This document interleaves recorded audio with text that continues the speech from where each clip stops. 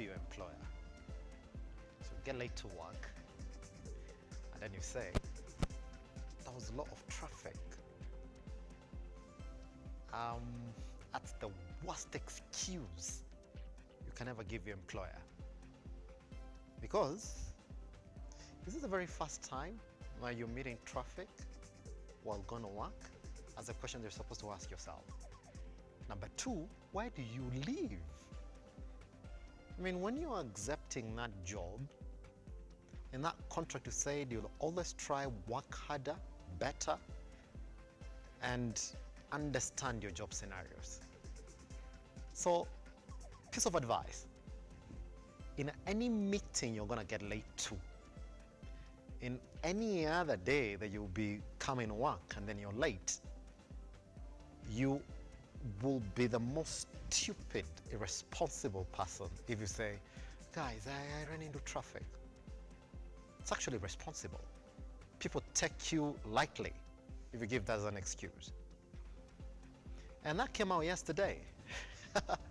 So a whole permanent secretary or a cabinet secretary, yesterday CSs were called to sign their performance contracts at the State House, and a couple of them were late. See what the president did? He locked the gate, to State House. Said any other person who comes after this, meeting was supposed to start at 8 a.m., so they should have been here either at 8 a.m. or just a couple of minutes to 8 a.m. And it makes sense that if the president calls you or your employer calls you and tells you, hey, yo, you gotta sign performance contracts, you gotta be there a bit early. So he closed the gate. We do not know who was not allowed to get in, but looking by the pictures of those who signed, there were notable guys who missed that particular exercise of signing contracts yesterday. I can't start telling you the names, but you just make it up for yourself. So, proper advice. Never say there was a lot of traffic, especially when it comes to getting late. And the president said, I need an apology from any other person who missed that performance contract. And in your apology, never say traffic. You'll be looking stupid.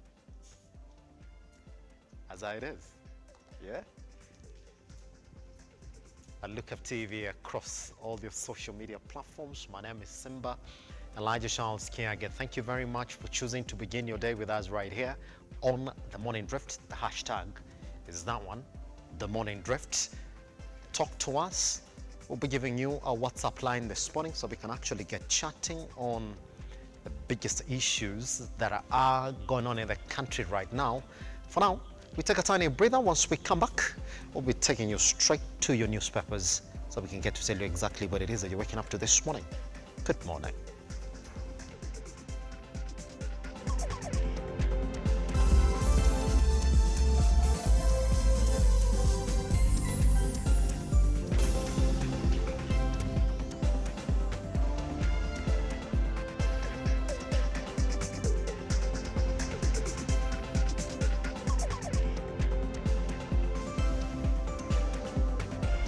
Just to start with the standard this morning, Gachagua said, and I quote, since I was given this job by the president, I've only been late to work or to his meeting once. Hence this particular headline on the standard this morning, RUTO reads Riot Act. All right, and this is the kicker.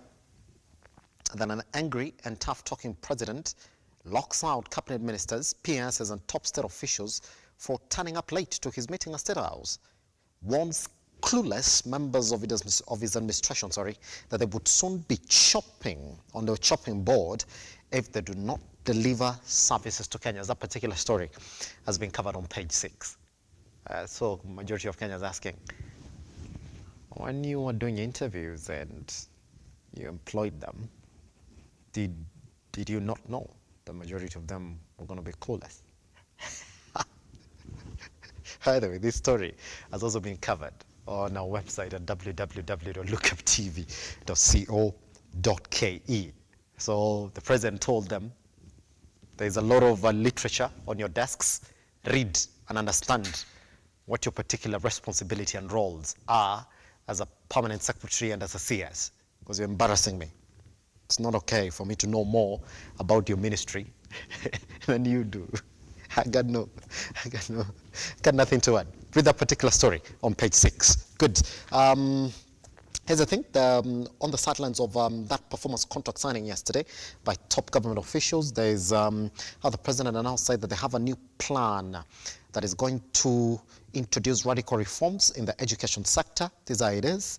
Number one, we're going to see a lot of reduction in subjects that are essentially getting thrown to students in the primary levels, that is the grade levels that we're talking about.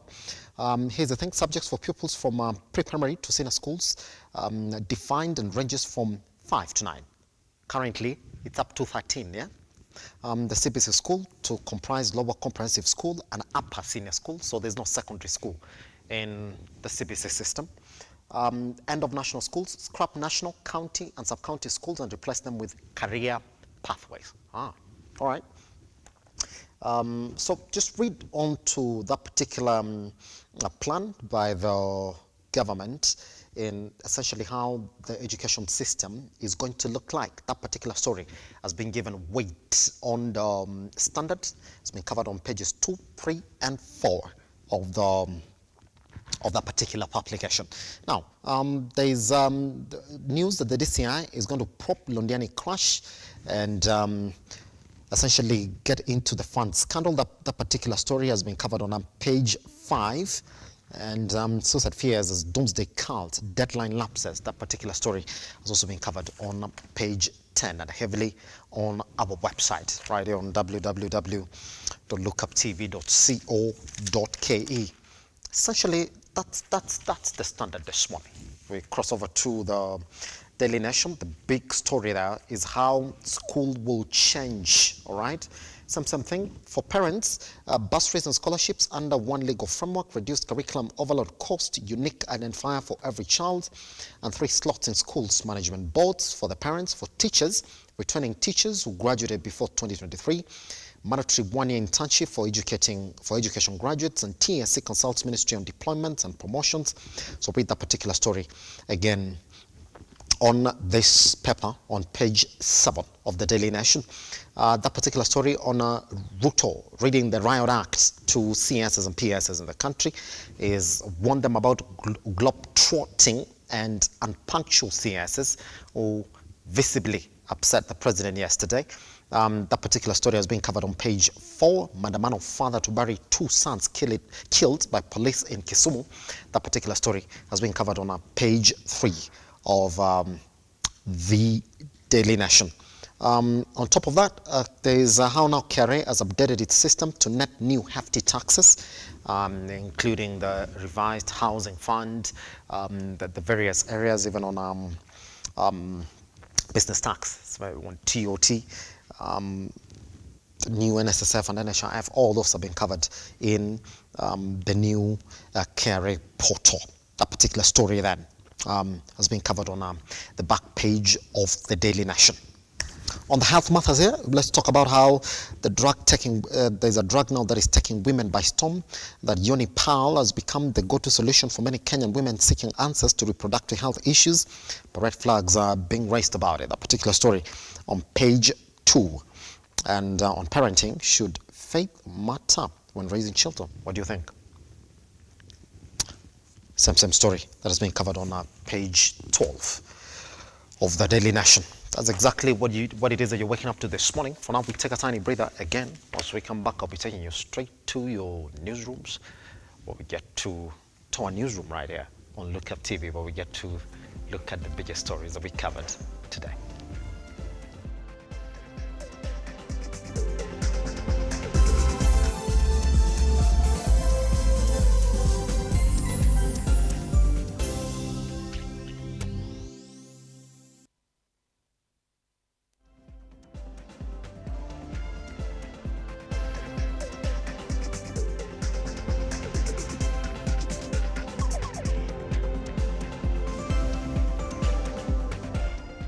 Welcome back. Let's take a look at the biggest stories that you're waking up to this morning. Now, the National Assembly has endorsed the report from the Departmental Committee on the United Nations Convention Against Corruption and Global Parliamentarians Against Corruption. The Day 2 meeting held in Doha during the annual general meeting. Now, the House deliberated on the report by the Kenyan delegation calling on the president to intervene by cracking the whip on his close enemies, noting that the report will see corruption a menace which has continued to be a national issue contained. Making minor amendments which do not merit the publication of separate. Thank you, Mr. Speaker. I appreciate the opportunity you've given me. I beg to move sorry, the Mr. following Speaker, motion. sir. Yes. I beg to move the motion that this House notes the report of the Kenya delegation to the Parliamentary Dialogue on United Nations Convention Against Corruption, UNCAC, and the Global Parliamentarians Against Corruption annual general meeting held in Doha, Qatar. The world over, the cancer of corruption has been exponentially spread in developing countries with devastating socio-economic and governance consequences. We will promote transparency and accountability. Honorable Speaker, it is in view of such desires that the National Assembly and the Senate, under this administration, were able to review our own standing orders to allow cabinet secretaries to appear before the House. Mr. Speaker, I rise to second this motion that the House notes the report of this delegation. Mr. Speaker, in this country, the two biggest enemies we have are actually corruption and nepotism, that we often call tribalism. Madam Speaker, many a times in this country, find that we struggle maybe a lot in vain in so many areas, because the more steps we make forward, you find that issues of corruption take us back double the steps. Madam Speaker, corruption in every single government starts immediately the government is inaugurated. It starts by calling members who have been elected to parliamentary group meetings. And then they are told you are in government, the other people are in opposition. I remember just after we came into parliament, the president came here and talked about how he's going to deal with corruption. But I was shocked to see that amongst the first people that he pardoned in the presidential pardon was someone who was convicted in a Kenyan court for being corrupt, and the president pardoned such a person. As the president of this country, lead us against the fight against corruption, whether you call it state capture, whether we call it corruption. Thank you so much. Thank you, Honorable Shakil. The debate on this motion is effectively concluded. Under 53.3, Standing Order 53.3, the question will be put the next day. Parents and students who were affected by the botched Finland study program in Uasin Gishu County have taken to the streets to protest in a bid to pressure the county government to refund money they had paid under the scheme. As Juliet Chepkoech now reports, the parents have denied reports by the county government claiming that it had refunded the money to the affected parents.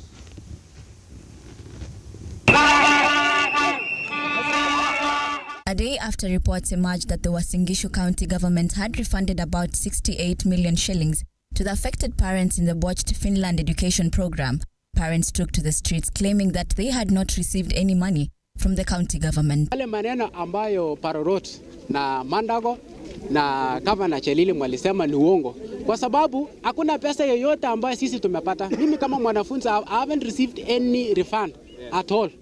Ya pili ni kwamba every time anasema kwamba I will meet the parents and students. Personally, nilienda hapo 3 times.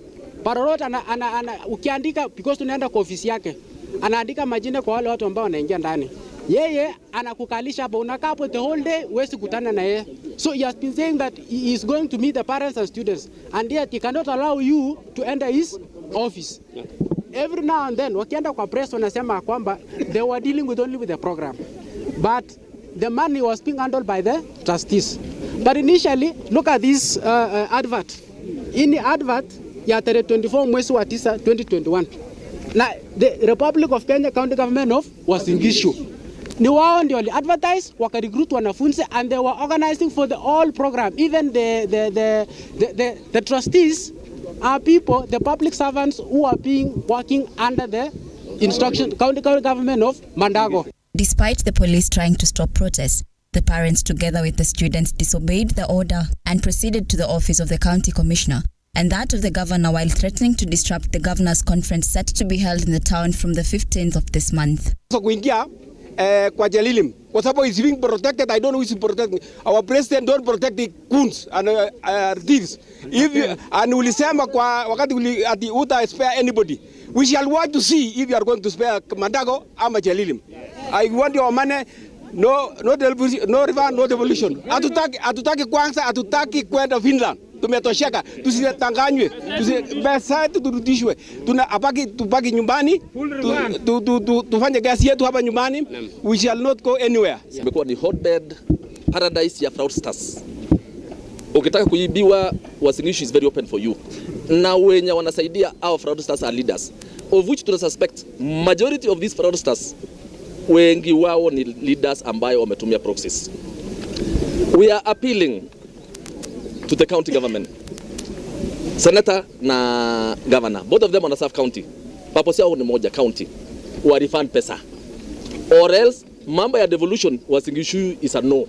The process comes a few days after the county government promised to hold a meeting with the parents to find a solution to the conflict, with the former county governor Jackson Mandago denying any involvement in the scandal. I have evidence that I'm involved. I was not indicted. I think you should ask, I was asked to present, because if you say I was involved, you must provide evidence. Again, you know, it is a choice of how we want to solve issues. First choice is a private company, and it had no agreement. Unlike this program, as a county, we never had any understanding with First Choice. As the parents continue to cry for justice, the question still remains, who is to blame for the scandal that has left hundreds of students who were expected to travel to Finland for further studies and are now stranded not knowing what to do? Juliet Chikwet, Lookuptv. Now, the task force appointed by President William Ruto to look into education reforms in the country, led by Professor Rafael Munava, has recommended the reduction in the number of subjects in schools. As Ian Ketani now files, the chair of the task force has recommended the formation of a committee to oversee the implementation of those recommendations. 7 months after a task force to look into education reforms was formed, the Working Party today presented its report to President William Ruto. The task force highlighted various recommendations, top among them reduction in the number of subjects in lower and upper primary schools, a new financial system to fund students in universities and TVETs. The task force also recommended the implementation of the reviewed capitation to schools in the CBC curriculum. The Munava-led team also recommended the recategorization of secondary schools based on career paths, as well as development of NEC and its capacity to print national assessments. While presenting the report, Professor Rafael Munava, the chairperson of the task force, recommended the formation of a committee to spearhead the implementation of the recommendations. I think it is very important to have an advisory committee, a Ministry of Education Reform Implementation, Education Reform Implementation Advisory Committee. And that committee should monitor and evaluate how the recommendations are being implemented. President William Ruto, while congratulating the task force, made clear his commitment to implement the recommendation, with 29% of this year's budget allocated to the education sector. 30%, 29-point-something% of our budget this year is going to education. 628 billion shillings is going to education. And we made it deliberate because we needed to sort out many things. We needed to sort out the pupil-teacher ratio, student-teacher ratio.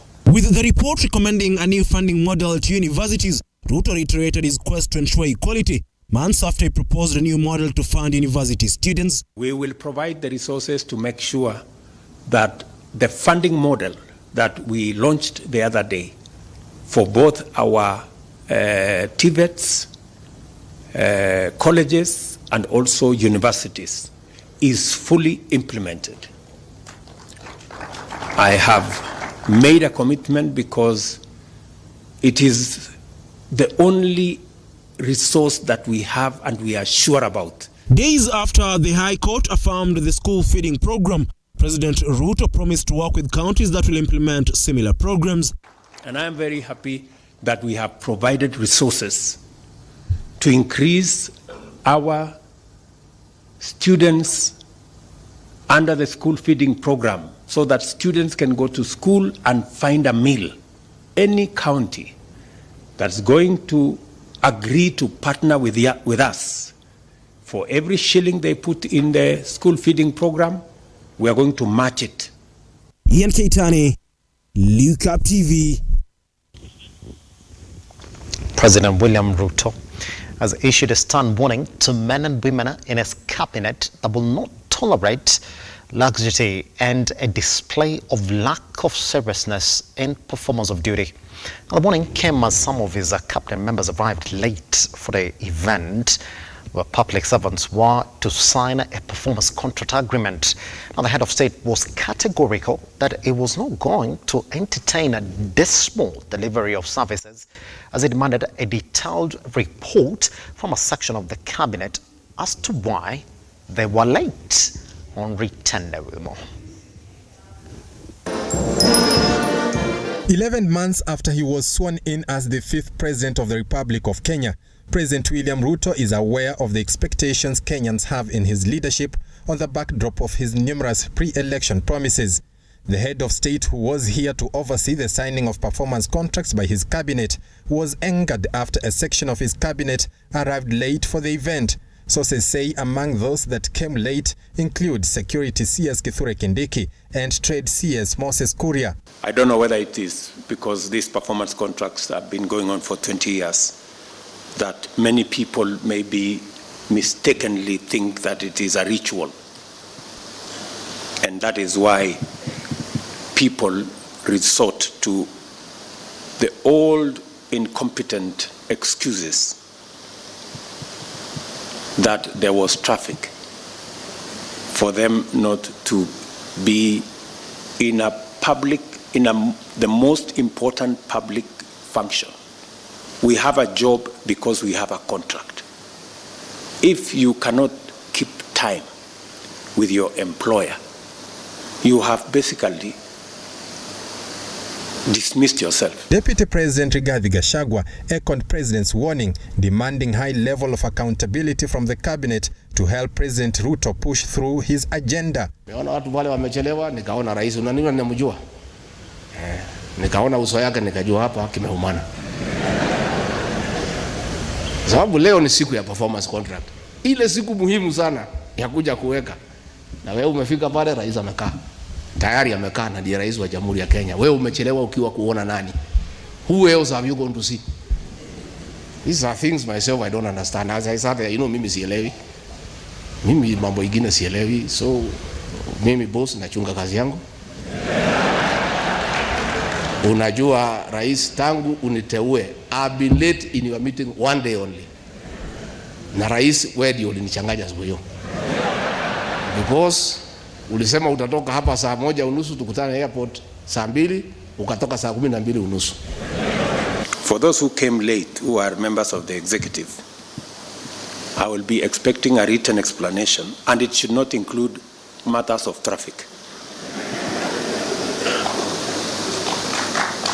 On why they do not take these performance contracts seriously. Because if you do not take this performance contracting seriously, it means we do not take the contract with the people of Kenya on performance seriously. The head of state says the time has come for the cabinet to remain steadfast in delivery of services to arrest the deteriorating economy and ensure Kenyans enjoy a revamped economy. This, he remains convinced, his team will deliver. Henry Tende, Lookuptv. Still on the same, President William Ruto has come out to stress on the need to tame corruption in government, sounding a warning to his cabinet. The president said it will protect public resources with a zeal, noting that it will not be business as usual to public servants with an affinity to abuse of public resources. The president spoke while presiding over the signing of performance contracts for the cabinet secretaries and the principal secretaries yesterday at State House, Nairobi. Holders of independent office. President William Ruto has sounded a warning to members of his cabinet who will be found guilty of corruption. The head of state regretted that it has become fashionable for some people to work in public offices to steal. Because of our long history of white elephant projects and corruption scandals, some see these commitments as vendor-driven kickback rackets, disguised conspiracies to embezzle public funds.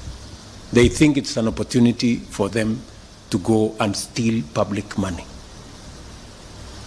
I want to tell you in broad daylight, eyeball to eyeball, that will not happen.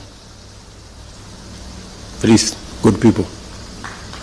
Yes. Your Excellency, we have done so much as an administration, but the information is not out there. Our ministers are quiet. They are called for TV interviews, they don't show up to say what they have done. And then the media have a field day because nobody talks for government. I would rather we spend more time explaining to the people of Kenya what we have done in our respective dockets as opposed to travel. The president insisted that corruption must be tamed, especially in the procurement space, maintaining that there will be no money to steal but to deliver government programs. Please, good people. Yes.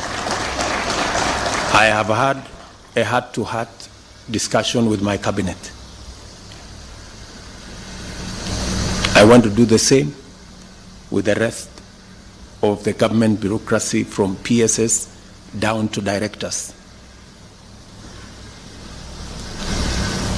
It will not be business as usual. I made a commitment to the people of Kenya that there will be no money to steal. There is only money to deliver on the programs, on the projects, on the aspirations of the people of Kenya. Speaking during the signing of the 2023-2024 ministerial performance contracts, President William Ruto explained that the government had resolved to enhance its performance by incorporating the actualization of the bottom-up economic transformation agenda into the performance contracting. Brian Amwai, Lookuptv, Nairobi. So what do you think? So a boss gives you a job,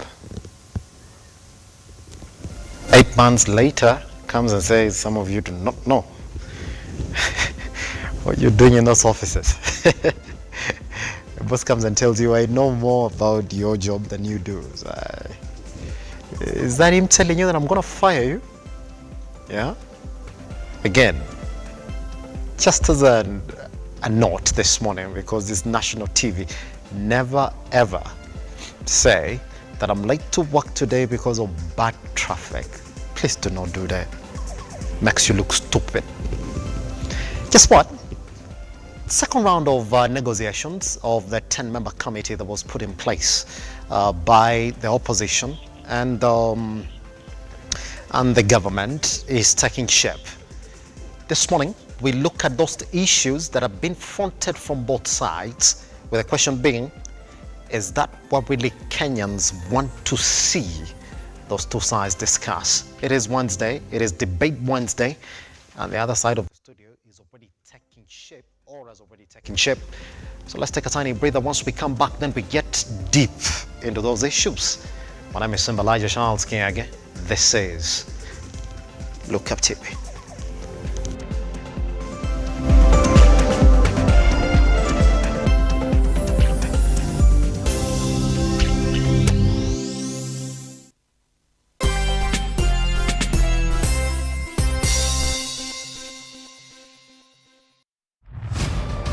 As the night falls, we come to life to bring you a comprehensive broadcast from the numerous events happening across our 47 counties. When it breaks, it matters, and each story is important. If it's Thursday, join me, Nancy Lelima, and my able panelists as we break down the law jargons and analyze the Constitution in a way only you can understand. The news cycle never stops, neither does time. We cover each and every sector and present to you factual and accurate occurrences. This is where facts win the day. Join me, Nancy Lelima, Ian Keitani, Tuesday, every Wednesday, Thursday, as from 9 p.m. on The Insight, only on Lookuptv.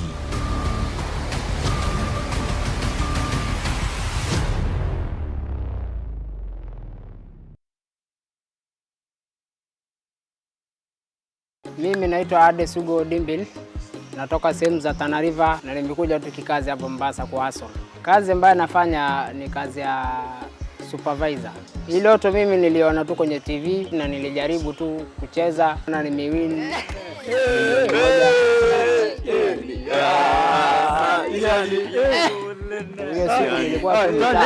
Nimetoka tu kazi zangu ndogo ndogo, ndio nikapigiwa simu na watu wa loto. Wakaniambia umewin milioni 1. Nilifurahia sana. Mimi nawaambia majirani wangu waendelee kucheza tu loto. Loto si ndoto, ni loto.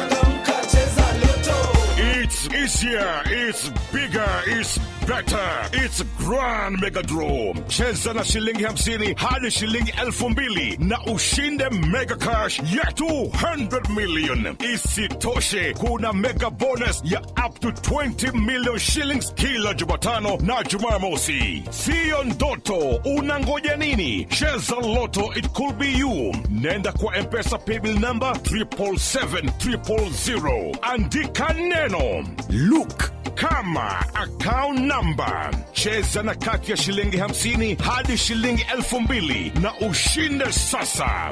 Round hii ni more draws, more cash and big wins na Lotto.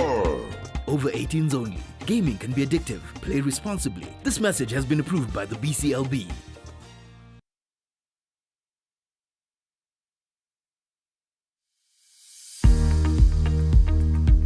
It's time to restart, rescale, and talk about health matters. If you get exposed to high fluoride between 0 to 12 years, your teeth will be permanently discolored. Wake up, eat healthy, and keep fit. With the help of health experts, we will help you understand different health conditions and how to treat them. Dental fluorosis is an irreversible condition that affects the outer layer of your tooth. This is your health journal. My name is Wanjugu Washira. Every Wednesday from 8:30 p.m. Everything will be well discussed here on this platform. Only on Lookuptv.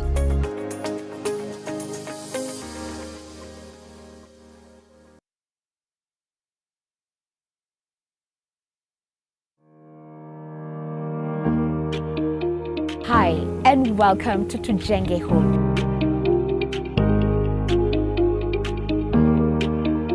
Your #1 show when it comes to all things architecture, real estate, property development, interior design. You get it right here on Tujenge Home. When the food is ready. You want to serve them? Dinner is served. Let's go. Let's go.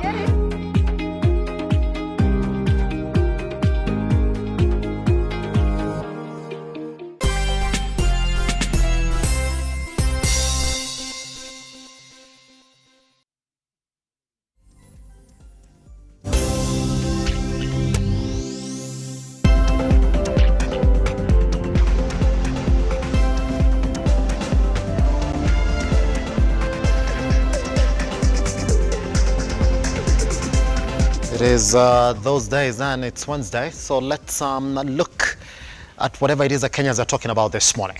It's either they're talking about the president locking out cabinet secretaries out of his contract signing exercise yesterday, and we said we're not going to name names.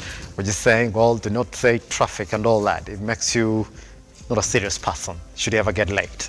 Anyway, this morning though, let's look at exactly where we are with the second round of talks after the collapse of the first round of the bipartisan talks. The Azimio side has already fronted its names of the five-member team that are going to meet the Kenya Kwanza side, and we do know that the mediator is Olusegun Obasanjo, the former president of Nigeria. Now, top of those issues that the Kenya Kwanza side want to discuss, they're talking about the reconstitution of IEBC, which was also an issue in the first round of bipartisan talks. They're also talking about the embedment of the office of the Prime Cabinet Secretary. They're talking about the entrenchment of CDF, and then plus other issues with opposition office also being one of those that they want to table in those discussions. The Azimio side came late and said, well, we didn't come up with all these issues. We also had our issues that we wanted to discuss. So in that round of the issues, they also went out then to say, well, for us, the cost of living is one of those that has been dear to our supporters and us, and so it's got to be there, plus other issues that we're going to look at this morning. And what they said has to be done before then we continue with those talks. This morning, I want to introduce the panel that is joining us this morning for those conversations. Ladies first, I want to introduce Cynthia Wangui, who's the Deputy Secretary General, Kutsa. Did I get it right? Yeah? How are you doing? I'm fine, thank you. Karibu. Yeah, fantastic. Yeah, it's working. Do not worry, it's working. Fantastic. Thank you very much for joining us here. The rest of these guys wamekuwa wenyeji, so I'm just gonna avoid introducing Ocheng and Fred Moko. All right. Kindly introduce yourself, sir. Yes, thank you very much. My name is Boniface. Yes. Harrison. Yes. I am the Emeritus SG of the Technical University of Kenya. And I am a practitioner of social development. That's it. And currently working in the corporate sector. Thank you very much for joining us this morning. I can see Fred Mokua. Fred Mokua, how are you doing? Karibu sana. I can also see Ocheng. How are you doing, sir? Karibu sana. Let me also introduce to the Unajua, I'm going to introduce him because amechelewa. There's one section that you did miss, isn't it? Yeah? That's why you're not essentially being called mwenyeji. You can see Matthew Chalo, who's essentially a peace ambassador. How are you doing, sir? Good morning to you. Happy to have you around. Okay, let's table the conversation then. If you looked at what happened on Sunday, that's when it was clear to majority of Kenyans that indeed there have been talks in the background between President William Ruto and Raila Amolo Odinga. That was clear because all of a sudden Kimani Ichung'wah came out and said, look here, we've agreed, all right, that we are going to talk on these particular issues. Went on to list those issues. Now, Cynthia, I'm going to start with you this morning. If you look at the top issues that were listed by Kimani Ichung'wah, he listed starting the office of the opposition, all right, just making sure that it's already within place, and they're going to start and take that particular issue to make sure that in this country we have a strong office of the opposition. The face it's going to take, essentially, we will know after those discussions. Went right ahead and said reconstitution of IEBC.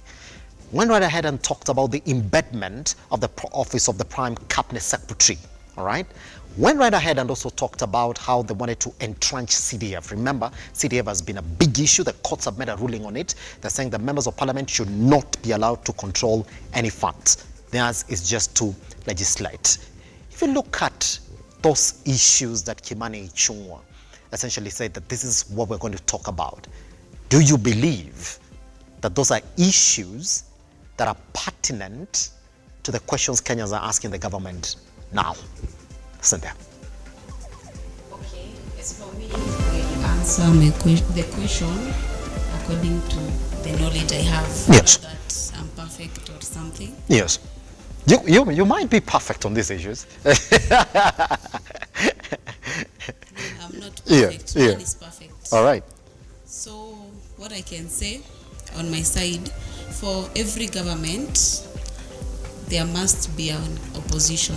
Yes. That is the first thing. So Kimani Ichung'wah was trying to bring everything into light to the opposition side, that they have the right to be in opposition. Not that lazima they join the ruling party or something. Yes. They have the right to be in opposition. They have the right to express their grievances. Yes. Whatever they want it done. Mm-hmm. Not a must. Venye sasa, can I use Kiswahili? Oh yeah, you can use Kiswahili. Yeah. So I'm saying venye Kimani Ichung'wah brought that into light, alikuwa anajaribu kuonyesha opposition, not that being in opposition is wrong. It is very good. Yes. As long as you are bringing your things That's it. the way they're supposed to be. That's it.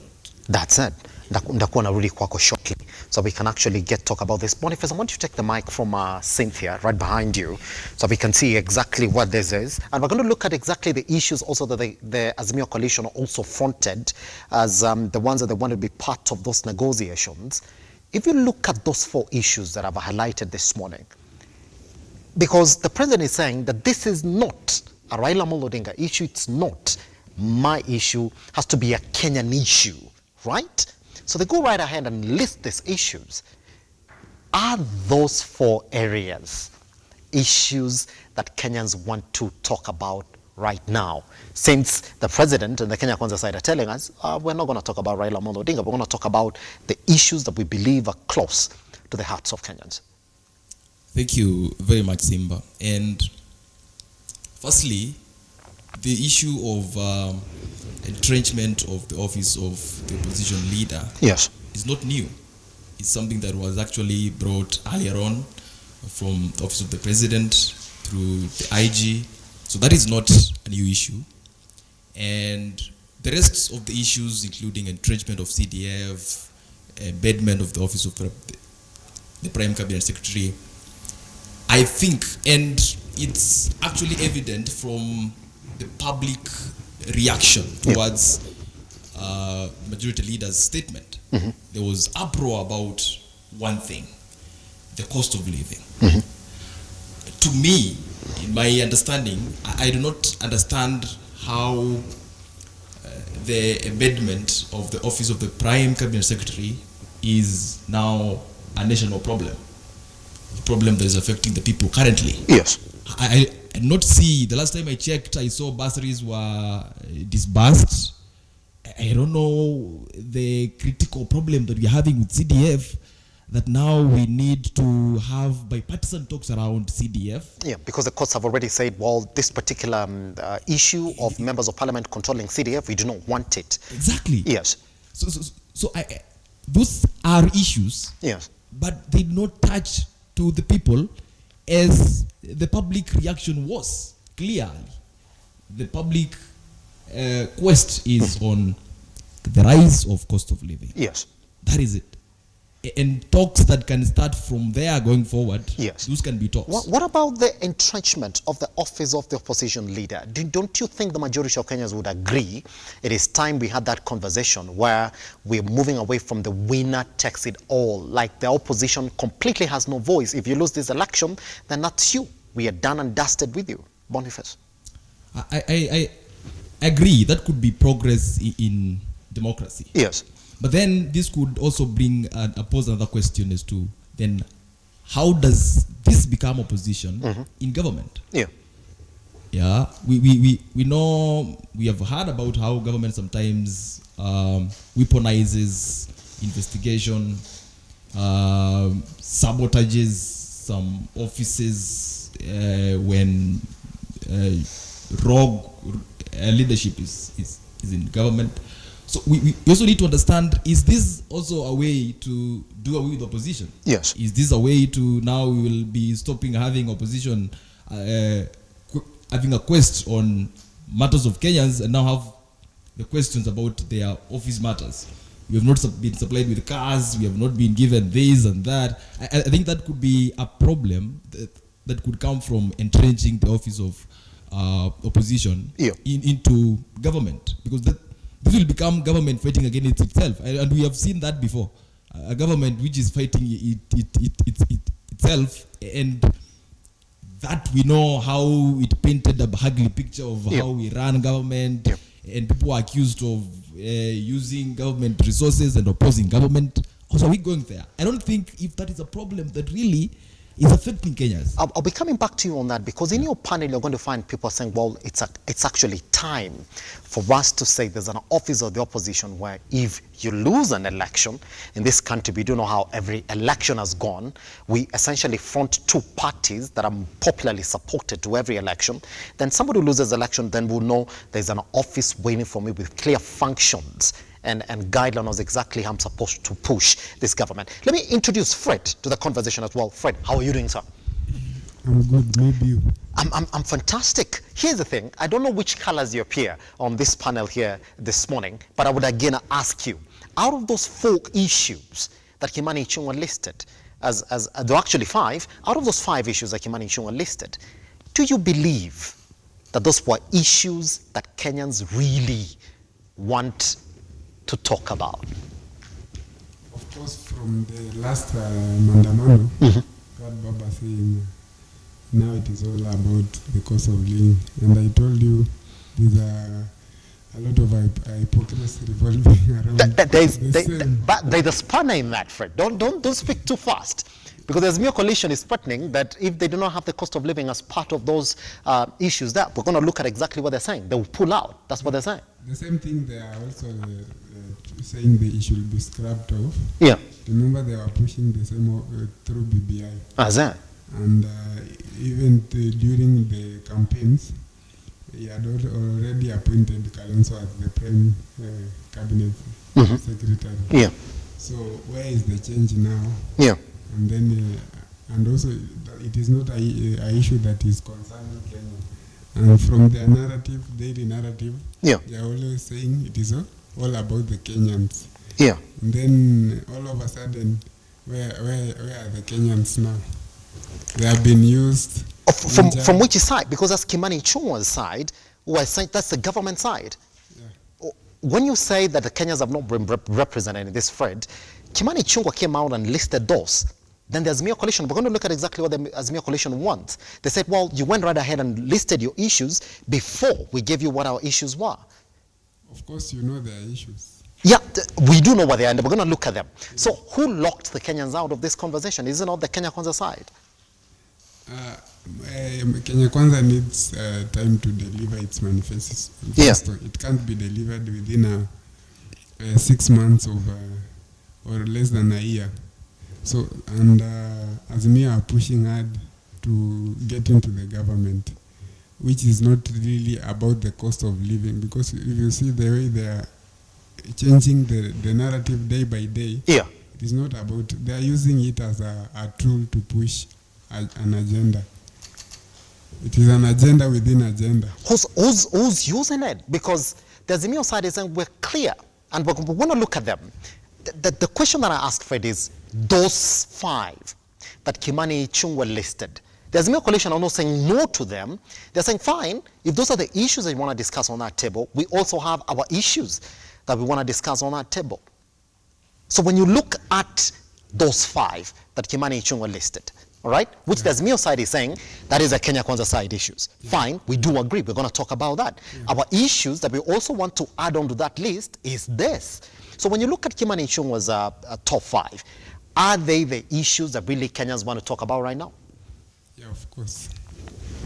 And do you think the majority of Kenyans will be happy if we entrench the office of the Prime Cabinet Secretary in law in this country? That now we do have the office of the Prime Cabinet Secretary. I don't think. Fred, where are you this morning, voila? You see, like, Kenya is not concerned about the positions and everything revolving around the. That's it. So who's fooling who in this particular scenario? Is it the Kenya Kwanza side? Because those are the Azimio coalition is saying those are your issues. Fine, we're going to talk about it. The Azimio side went ahead also to list their issues that they want to talk about, isn't it? Yeah, and we're going to look at them. Yeah. So who's fooling whom in this? Chalo, let me bring you to the conversation. Yeah, good. It's a good thing that Fred today is not appearing in a color. Chalo, when you look at those 5 that the Kenya Kwanza side listed through Kimani Ichung'wah, and I'm saying the Kenya Kwanza side, despite the statement reading that indeed we did agree.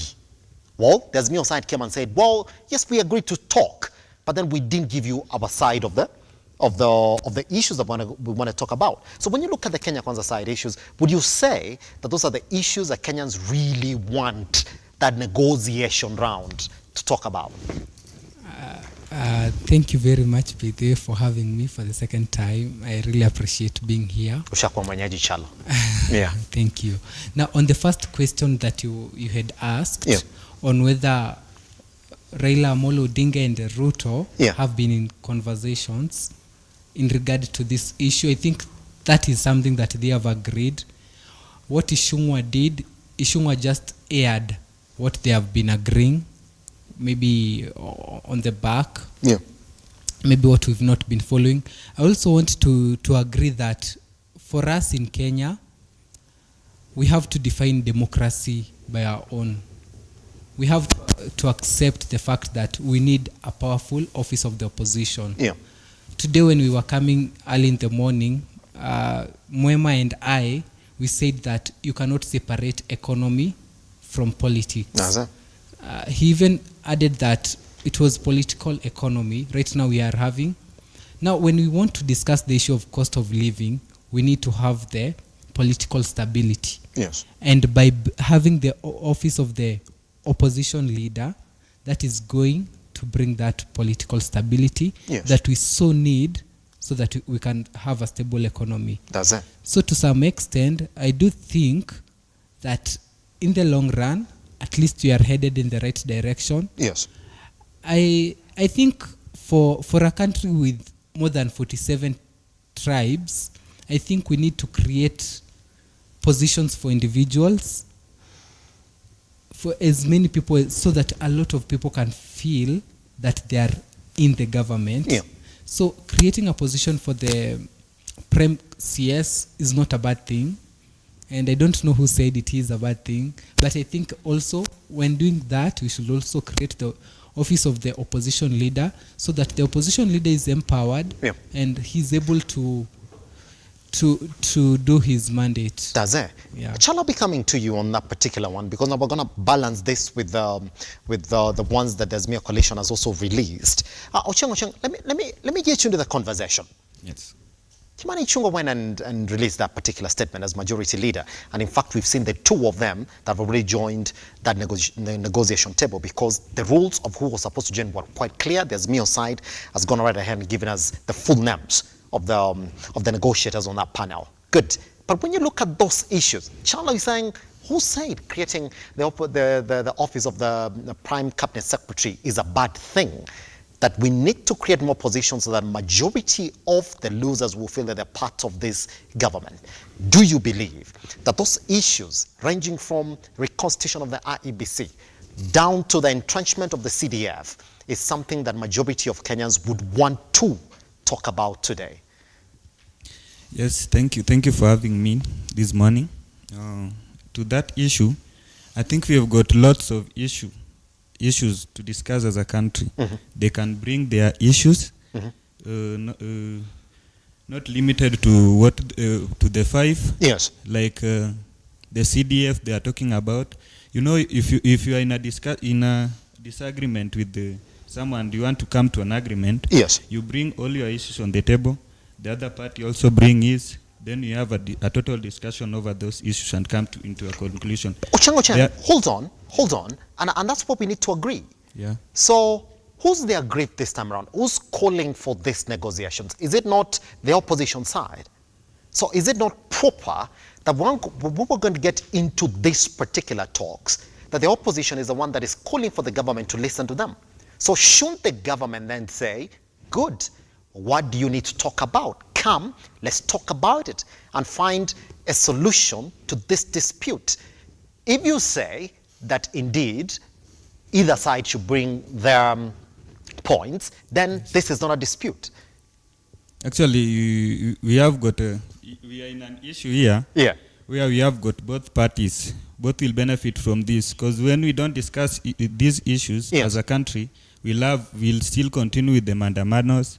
We'll still have people on the street so as to... The Kenya Kwanza side is saying we have no issue, we want to run this government. That's what they've been saying. On the cost of living, they've been having answers. On inclusivity, they've been having answers. On how this government is supposed to conduct itself, they've been having answers. It's the opposition that has always been questioning, like, we have questions that you need to answer. So won't be the right scenario be, you are the one who has a problem with me. I am the government. What issue do you have? Here are the issues, then let's talk about them.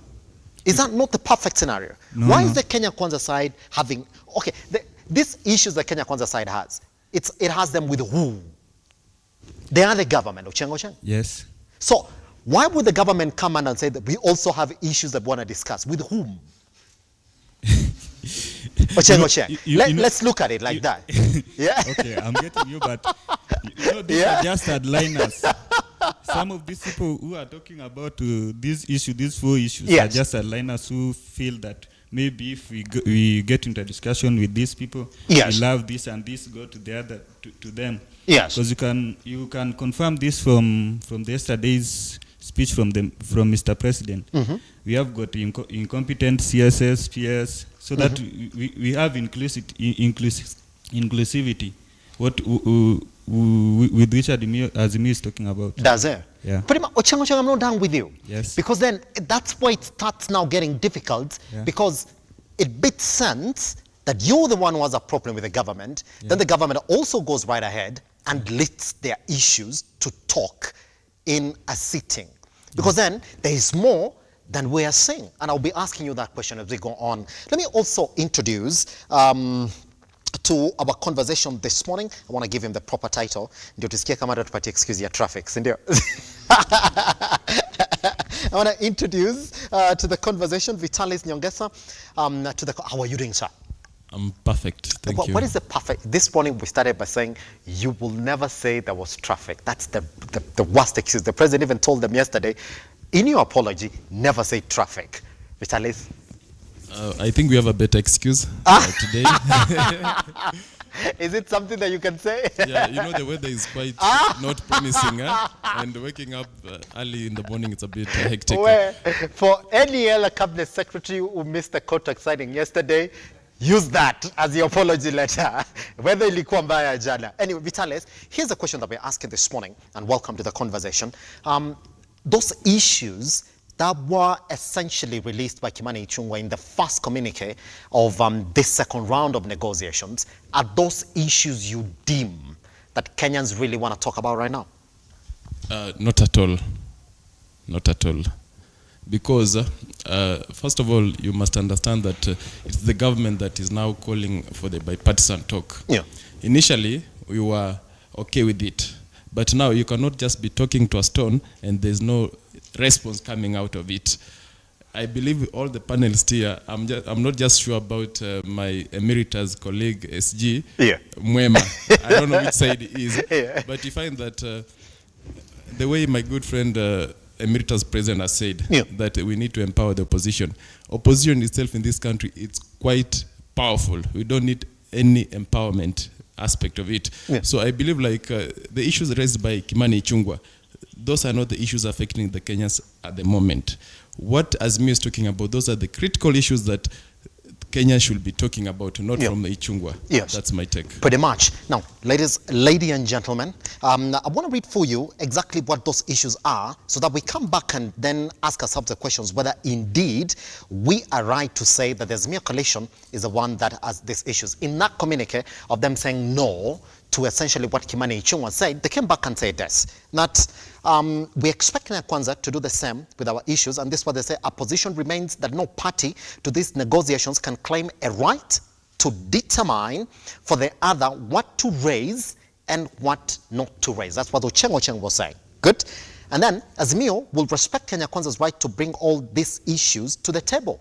We expect Kenya Kwanza to do the same with our issues. Now, they went right ahead. They said the issues with which the team has instructions to put on the table are, number one, a high cost of living. Number two, audit of the 2022 elections, bipartisan reconstitution of IEBC, inclusivity in national affairs, and respect for political parties in line with the Constitution. They have 4 that they want to talk about. The question then that I'm going to put to our panel once we come back from this break is that are these 4 then by the Azimio coalition Kenyan issues or the Azimio coalition issues? Once we come back right here on the Morning Drift, you do have the likes of Fred, the likes of Ocheng, Vitaly, Cynthia, Boniface, and the rest of them. We're essentially going to weigh into these issues once we come back.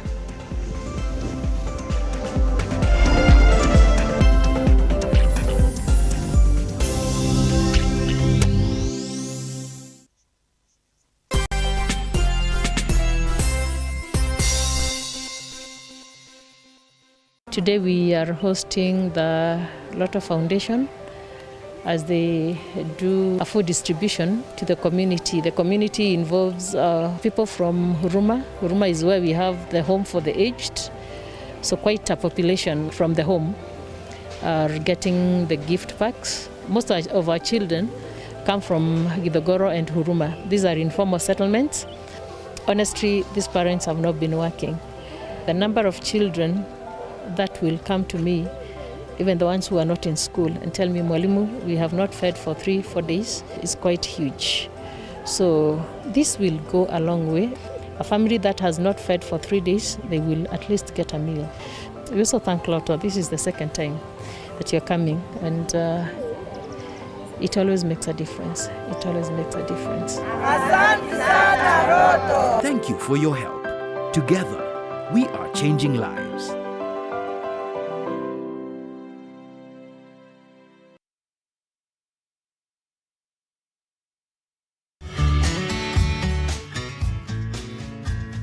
Do you see like Africa is growing, changing? The side that I consider to be good is to see the hunger that the African people have for God. Yeah. I mean, there's a genuine hunger that they have. Whenever they go into the church, the things of the kingdom, they go fully. We pray a lot compared to the other side, but they seem to be advancing more than us. Because of understanding. I always say 5 children in Canada equal 10 children in Africa. You can imagine having to cook, having to clean the house, having to wash the children, having to do everything without any help. And at the same time, you have a job. And at the same time, you're planting churches. At the same time, you're running after believers.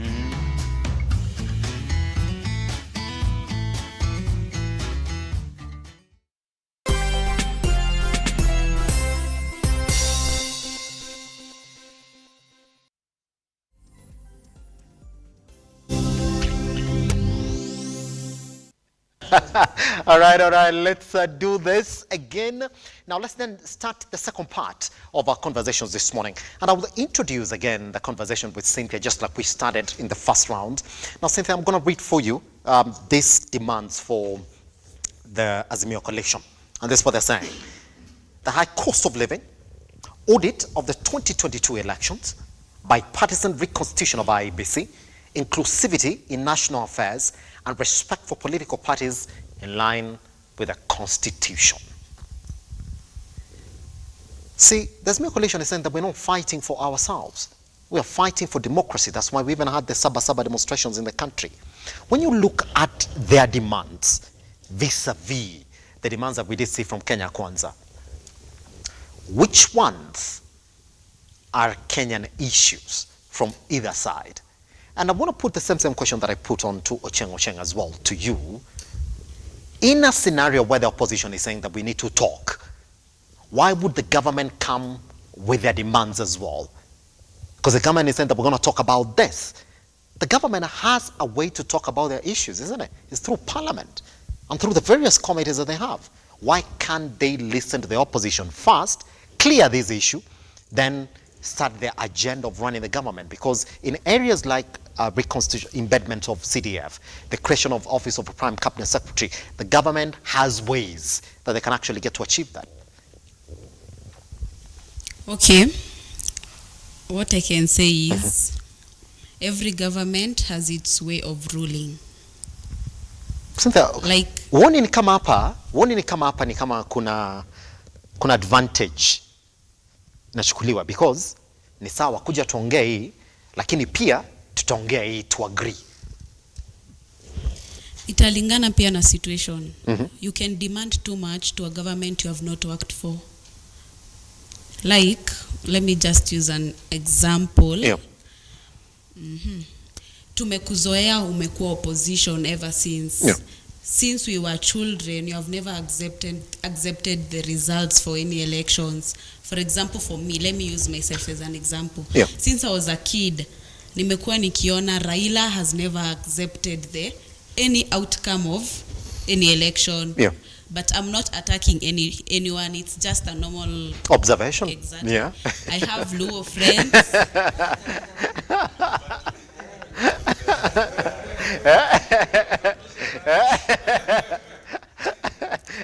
Okay, I have Luo friends. Yeah. I have friends. Apart from Keikutsa, I've Yeah. been in Jaikusa politics, Jomo Yes, sir. Kenyatta University Student Association. Yes. And it's not tribal. It's not tribal at all. The chancellor and the vice chancellor does not allow any tribal politics within the campus. Yes, So those campaigns and elections of Jaikusa have taught me a lot. Yeah.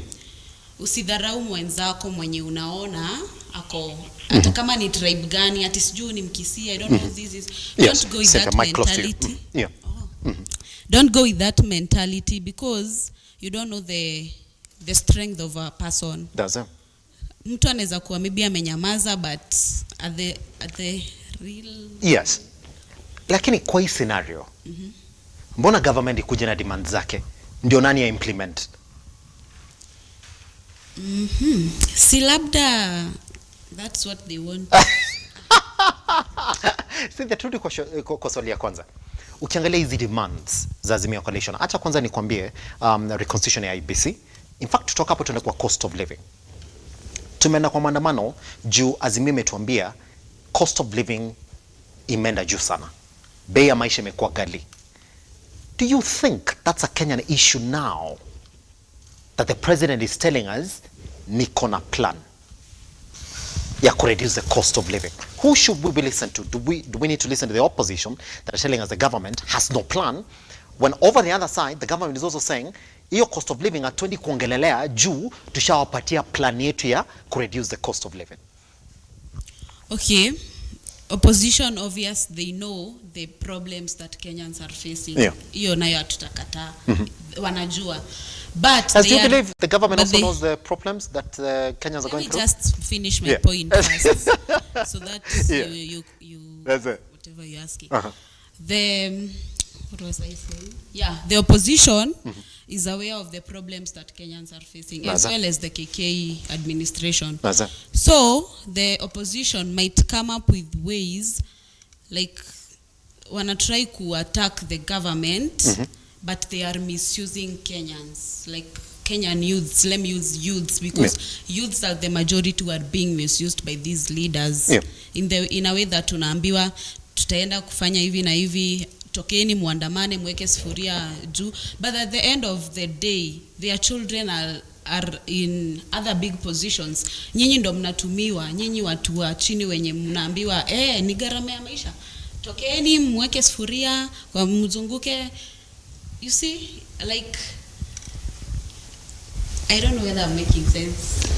Here's the thing, we're in a panel. Boniface, take the mic from Cynthia so that we can then get into this particular conversation together. The demands for the Azimio Coalition, they look a bit, well, in some other areas they're similar, like the reconstitution of the IEBC, but then they go right ahead and talk about inclusivity in the government as well. That's a big one, and respect of political parties, as outlined in the Constitution. Which, again, I will start asking you the same question that I asked you before we began. are these issues that the Kenyans, that you and I Kenyans this morning would want the government to talk about and come up with solutions around? Thank you. I was intrigued by a question you asked earlier about when the government also poses things to talk about. Yes. And it's actually a challenge to the modern theorists to come up with how now a government, we even saw the government organizing protests, anti-opposition protests. So that is very new to the history of society and how government works. Yeah, Fred, you got to be able to respond to that. Yeah. Right. Secondly, I had a concern for my former colleague, Emeritus SG of Rihanna University, of which side of the divide I am. And now I'm very focused to nation building. Yes. and additionally, I also learned that when you are asked why you are late, you simply say, I am sorry for coming in late. That's it, isn't it? Then you get quiet. That's it. Don't give people explanations of why I was anywhere, I was doing this and that. Don't go that direction. Okay. For any CS who's watching, again, keep on taking notes. Yeah. Whether, and then after that, you might actually even say, I'm sorry. I'm sorry. That's you it. keep quiet. So, further, in the architect of the society, running a government is a risk. When you're running a government, you are vulnerable. And this is leading us to, it is very difficult for a government to play victim. It's very difficult. Because the moment, even the people who vote for you, the moment you turn to be government, people stop seeing you as needy as you are when you are looking for votes. So one, this means the virtue of the azimio being the opposition, they have the latitude of the public doubt that normally people have towards the government. And it is not a secret that the cost of living has risen. The cost of living rising is not something that will be received with open arms by the public. The public needs, like for example, the cost of the onion now has gone to, one onion is 10 shillings. 15 shillings. I saw even an onion of 20 shillings. So, and this is a person who's concerned. Man, we used to get these things with 5 shillings. So when they get an avenue to vent, then that becomes an attack to the government. So the government playing the trick of attacking the opposition with also playing victim, that's not going to work. It's difficult. So, in the role of opposition, riding on the situation that is purportedly real to Kenyans is normal. And that government should expect as a risk. The government cannot play victim and convince people, actually, we are suffering, we are the government, but we are being oppressed by the opposition. The government will always be the people with the mercenary, the people with the power, the people who oppress others, the people who withdraw security, and they can never say our security has been withdrawn by the opposition. That can't happen. Pretty much. Fred, take the mic. And I'm gonna put you again to respond to this particular one. Fred, who should be presenting issues in a scenario where the opposition feels aggrieved? Who's aggrieving the government? Because the way that the government solves these issues is not through creating special committees that have mediators. If it's an issue with the CDF, we do know exactly how you want to change it. If you want to change it, that means that you have to change the law. That means that you have to change the constitution. Again, that would essentially be looking into areas of a referendum, isn't it? If you want to introduce the office of the Prime Cabinet Secretary, the office of the opposition, essentially that would mean that we have a referendum in the country where all Kenyans would come together, and then somebody comes with a motion, maybe this time around, RUTO comes up in a motion and says, well, this is exactly what we want to change in the constitution, then we would vote on it. So when we see those particular issues represented in this special committee that is supposed to listen into issues that the opposition is pushing for to stop maandamano in the country, and then the government comes up with their issues, what are we looking at? The same thing that Boniface is asking, why is the government playing victim?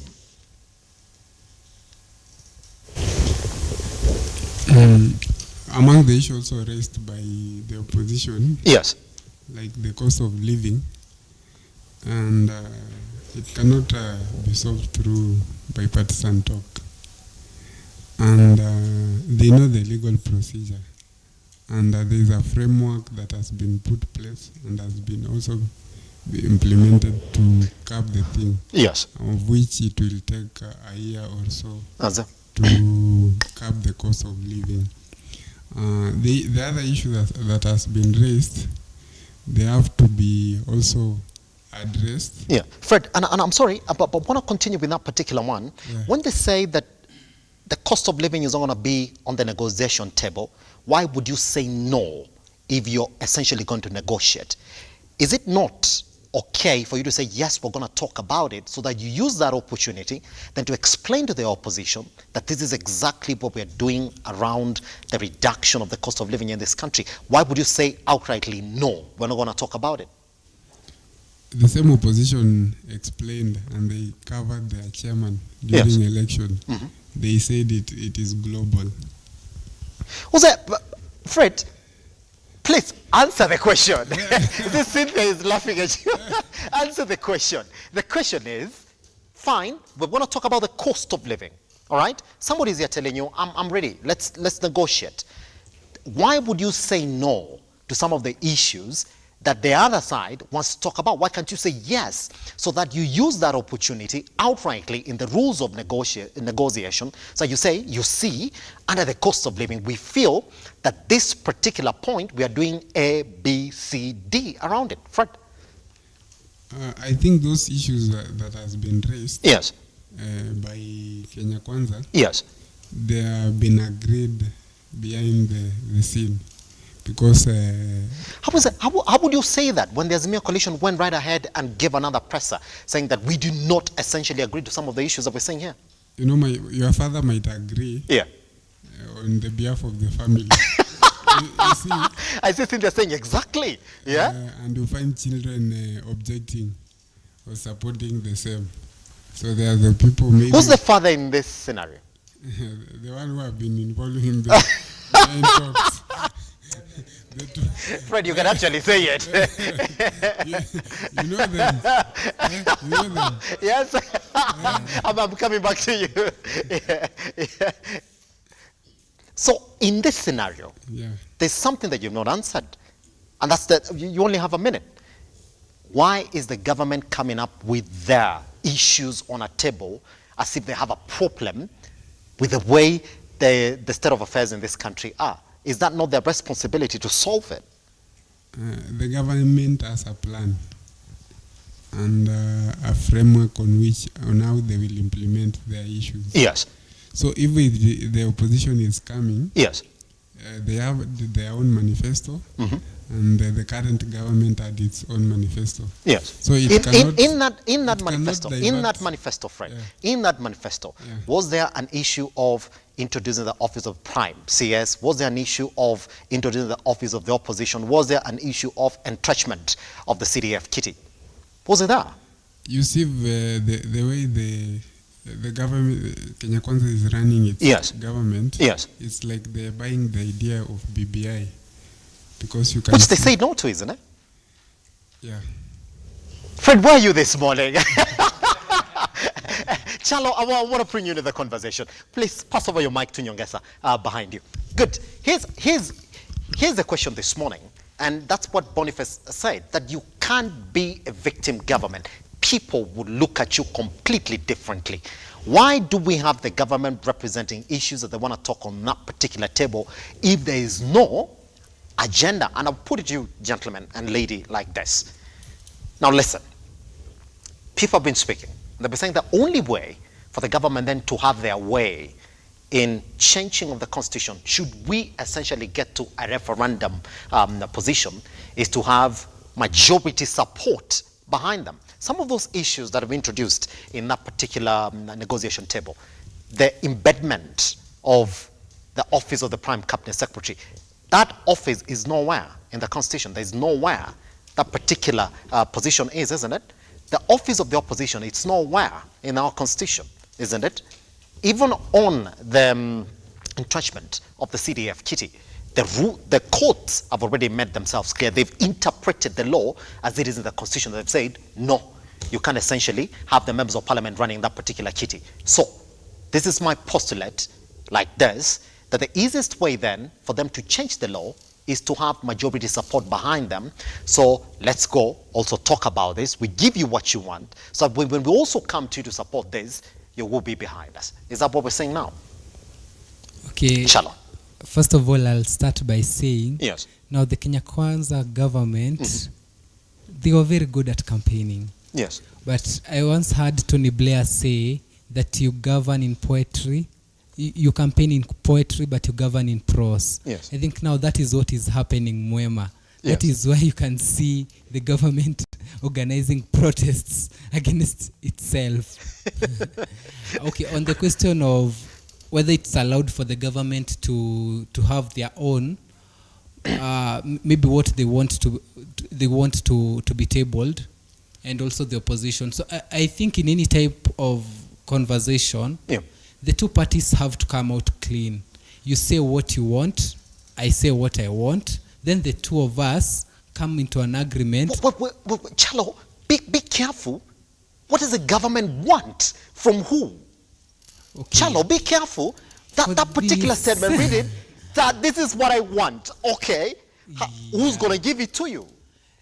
Okay. Now, what my honest submissions are That's it. For this conversation, it's a conversation where two parties are fighting. That's it.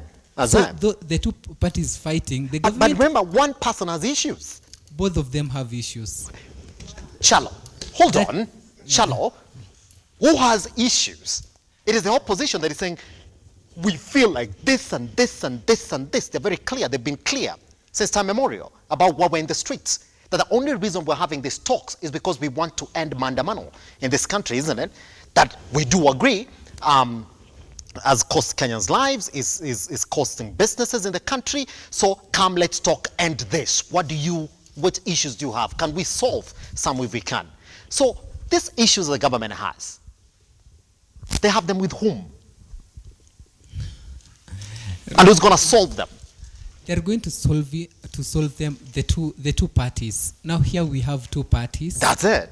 One is clearly opposition, isn't it? It's not government. Opposition. They have no power. I think there is this interdependence between the government and the opposition. Chalo, the interdependence would only apply in this particular scenario where if case number one, we want to entrench the CDF kitty, then the opposition says yes. And then tomorrow we hear the CDF kitty is now fully controlled by parliament. But it doesn't happen like that. Even if the opposition says yes, it's not going to happen. The courts again will come in and say, who are you? Okay. I'm really getting your point, Simba. Now, now imagine you are going to a conversation where the two of you have been conflicting. That's it. Then when you go to that conversation, you're not allowed to say anything. You're just expected to submit to whatever the opposition is saying. No, submit. Talk about it. Let's talk about it. You, the government, solve these particular issues that we are bringing to you. They're saying, we don't feel okay the way you've been reigning in our parties. Tell us how. Let's solve it. We don't feel okay with your plan for the cost of living. Talk about it. Let's solve it like this. These are our submissions. So that we come out with an agreement. That's what they're saying. So when the government says, okay, for us now, we're going to talk about A, B, C, D. Who is going to solve that in that particular sitting? Chalo, the two of them need to work together for the. Chalo, I'll be coming back to you. Here's the thing. Ocheng, before you speak. Vitalis. Just pass over the mic to Ocheng. Vitalis. Yes. The same thing that Boniface said, that the government introducing their grievances is essentially a victim mentality from the government. Do you agree? I totally agree. And Simba's, my nature is rebattling. Yes. First of all, I don't leave points unbattled. I want to start with the point raised by the Emeritus SG. That you have to say, I'm sorry. Yeah. As men, you don't say sorry. You know where I come from and where the Emeritus SG from Busak comes from. All of us, you're not in Nairobi County. Yeah. We are up country. I was in Bungoma town and the weather was so bad. I cannot take my plane to Nairobi and the weather is not good. I might die on the way. So let me make that point clear. You don't say I'm sorry, because even if you write I'm sorry and the president has said, go write what happened. You know, I will write a lot of things about the weather. At least you can give me another chance. If you say I'm sorry, then that shows you are so incompetent. For any other person who missed yesterday, please keep on taking notes, because that apology is expected today. Exactly. I think I've forgotten one point, but I'll remember it on the way. So what I'm saying is that the government is playing like a saint. That's what I can say. Because there's no way, now this is the government. It's showing that they are so incompetent, they cannot solve these issues on their own. Chalo is laughing. I'm trying to get the point from Chalo and Fred, but it's not clear. The only points that I'm getting is from Emeritus SG here, because it's just either you're a she or a he. You asked my good friend Fred, who is supposed to solve this problem? The guy didn't give a straight answer. Now he's saying, oh, now we are going to the BBI thing. No. You know, they're taking us rounds. And I want to make it clear today that we as azimio, we have introduced something called shifts. And we are going to the streets from Monday to Wednesday. Our colleagues have approached us and said that, you know what, if you do the process on Monday, we are not available. Now we are going to make sure that on Tuesday, we have other group coming. So we are going to protest Monday to Wednesday. This government hears what you're talking about. That's my take. Yes, pretty much. Ocheng, I want you to pass over the mic to the latecomer, Pierre Tuski apology. You know, now it's it's during that period for listening to apologies. Ocheng, take a minute. Yes. The same question that I asked you. If I have a problem with you, all right, and you're the authority, you call me to sit, and then you accept to come in, and then you say there's going to be a mediator, all right, to listen to the issues that you have. Why would you turn around and also give me your issues? How would I solve them? Who is supposed to solve those issues? Ocheng. We should have the issues discussed amongst these parties. The government itself. What is an issue? Like, can we define? Like, what is an issue for the government? The government is supposed to be the solution. Actually, the government is trying not to sound vague, so as to be seen as with the opposition, so that they have got no issue to be discussed. Yes. So in this scenario, is the government not supposed to act as the solution? If you look at those issues, there are 4 issues. They're actually issues that can be directed to the parliament and get solved. And that's what I asked. So why are they there, Ocheng? They just don't want to sound vague.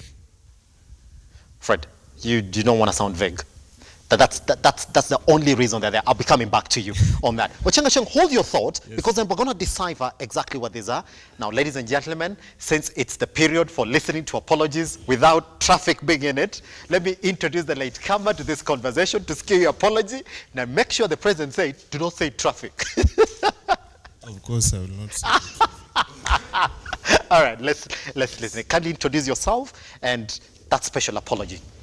My special apology is that I live in mic close to you. Yes, I live down the city, and it was up county, so I had to come. I didn't come immediately. Yes, I live there, the Eastland. Yes. So this is not the Eastland where I am today. Pretty much. So guess what?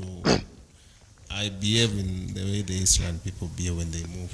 That's why I'm not. Oof. But I wanted to say something about what Fred said when I just arrived. Yes, pretty much. Guess what? I want you to hold on to your mic, because we're going to come back from this break with you. The conversation then becomes, who has an issue in this particular conversation? Is it the opposition or the government? Why are we seeing issues to be discussed in these talks coming from the government side, when all along we've known the people who have issues to be discussed are the opposition? That's the same question that we're putting to you at this particular time.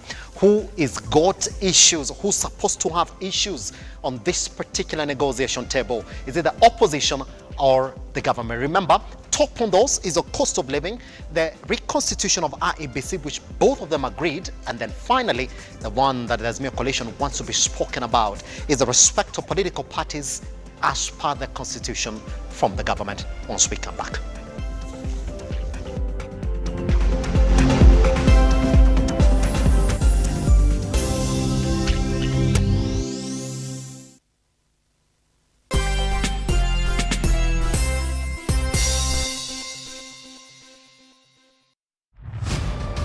As the night falls, we come to life to bring you a comprehensive broadcast from the numerous events happening across our 47 counties. When it breaks, it matters, and each story is important. If it's Thursday, join me, Nancy Lima, and my able panelists as we break down the law jargons and analyze the Constitution in a way only you can understand. The news cycle never stops, neither does time. We cover each and every sector and present to you factual and accurate occurrences. This is where facts win the day. Join me, Nancy Lima, Ian Keitani, Tuesday, every Wednesday, Thursday, as from 9 p.m. on The Insight, only on Lookuptv.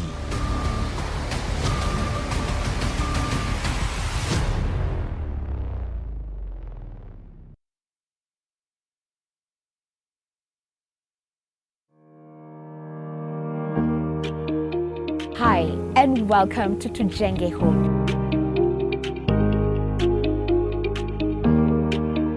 Your number one show when it comes to all things architecture, real estate, property development, interior design. You get it right here on Tujenge Home. When the food is ready. You want to serve them? Dinner is served. Let's go. Let's go.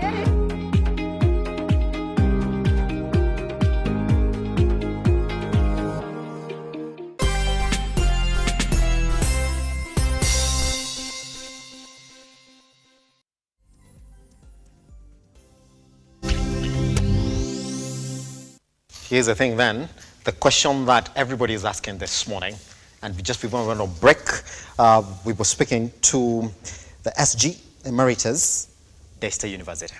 Here's the thing. Yes. Caleb, just that they were asking me that you put the mic as close as you can. Yes.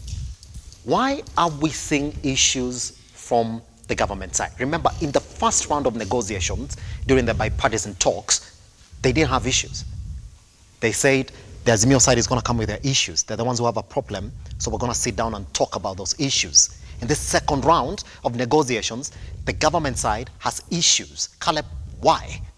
Okay, I think that there's one bigger problem with the so-called the government. Mm-hmm. That is the UDA. Yes. Because number one, they were given the sovereign by the Kenyans. Yes. That is chapter 1. And now they have the mandate to fulfill their manifesto. So they don't need to ask whoever is in the opposition, because we have an assumption that Raila Odinga was not given the mandate by Kenyans, but the mandate was given by Kenyans to RUTO and his government. So what we expect is the implementation. That's why we have 3 arms of government. We have the judiciary, legislature, and the executive. Mm-hmm. That's why he has the PS, the CSS. So these guys must work in, they connect, then they deliver to us as the common wananchi. Yes. What we want, from where I sit, is service delivery. Mm-hmm. It's not when are they going to have their talk. I remember the last time we were to have a BBI in this country, the people who opposed the BBI are the ones now running up and down. They want us again to have that BBI because they have been defeated to work.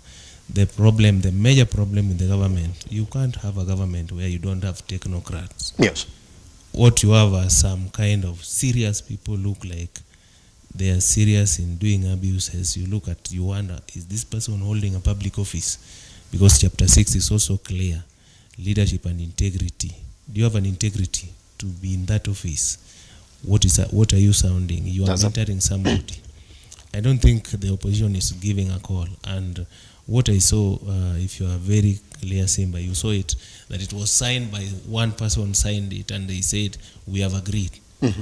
I saw a Chungwa, that is the majority leader, signed something and he said we had agreed. When you look at the minority leader, the Opia Wandai, yes, there was no signature to show that this is something that has been signed. I was expecting that agenda number 1 in that agreement to be done. The agenda number 1 was to be the cost of living. That's why we will go to the streets. Yes. Because you can't wake up today, you tell us we are buying unga at 240. While when you are the deputy president, with all power vested in you, you could not do anything. And then now you are blaming somebody. Somebody has been in the government for 10 years as a deputy president. So I think this is a time that he needs to find grace. This time he doesn't need to find anybody. Yes. I think in my own wisdom, yes, the president needs to find the grace of God so that he could know how he's going to do it, and then he gets to yes. move. And then if you look at even the CS or ICT, look at how he is handling things. These are people who are looking for names. Who you are called who?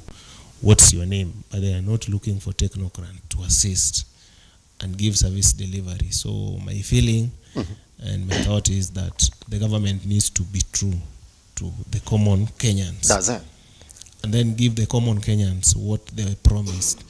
You remember they promised Mama Mboga, Mtu wa boda boda, and you look at the people that are being given the CSS, the people we call them, in the other side of the government you will call them, there's some name that we normally call people who are not employed but they are getting salary. Yes.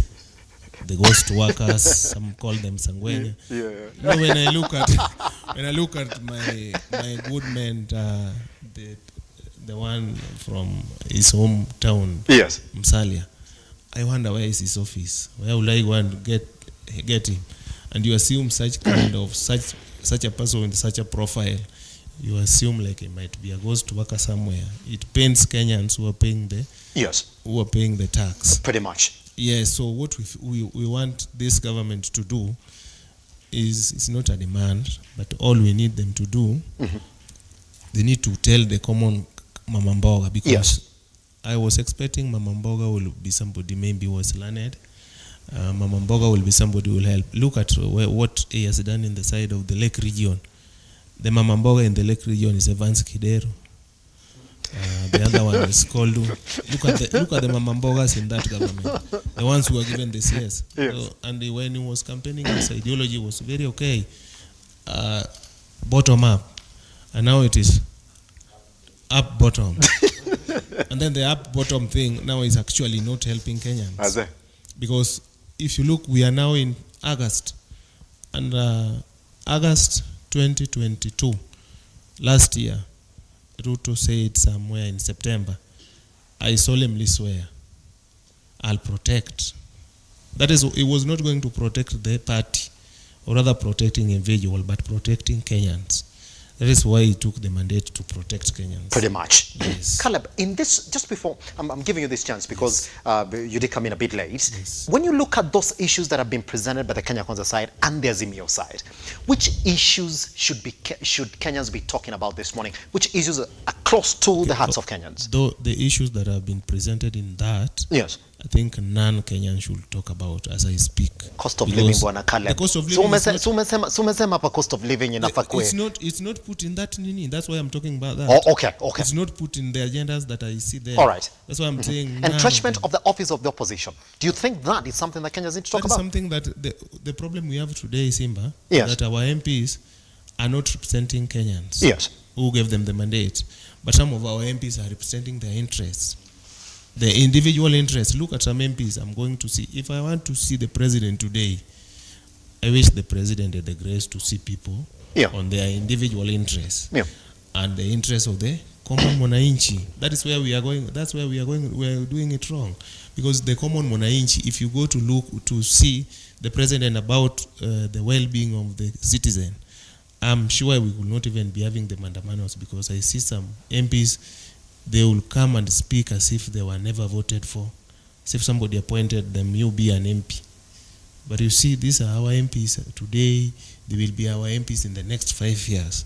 So they need to represent our interests, the interests of the common mwananchi. But you look at even, did you see how they behaved during the bill, the period of the bill, the passing of the bill?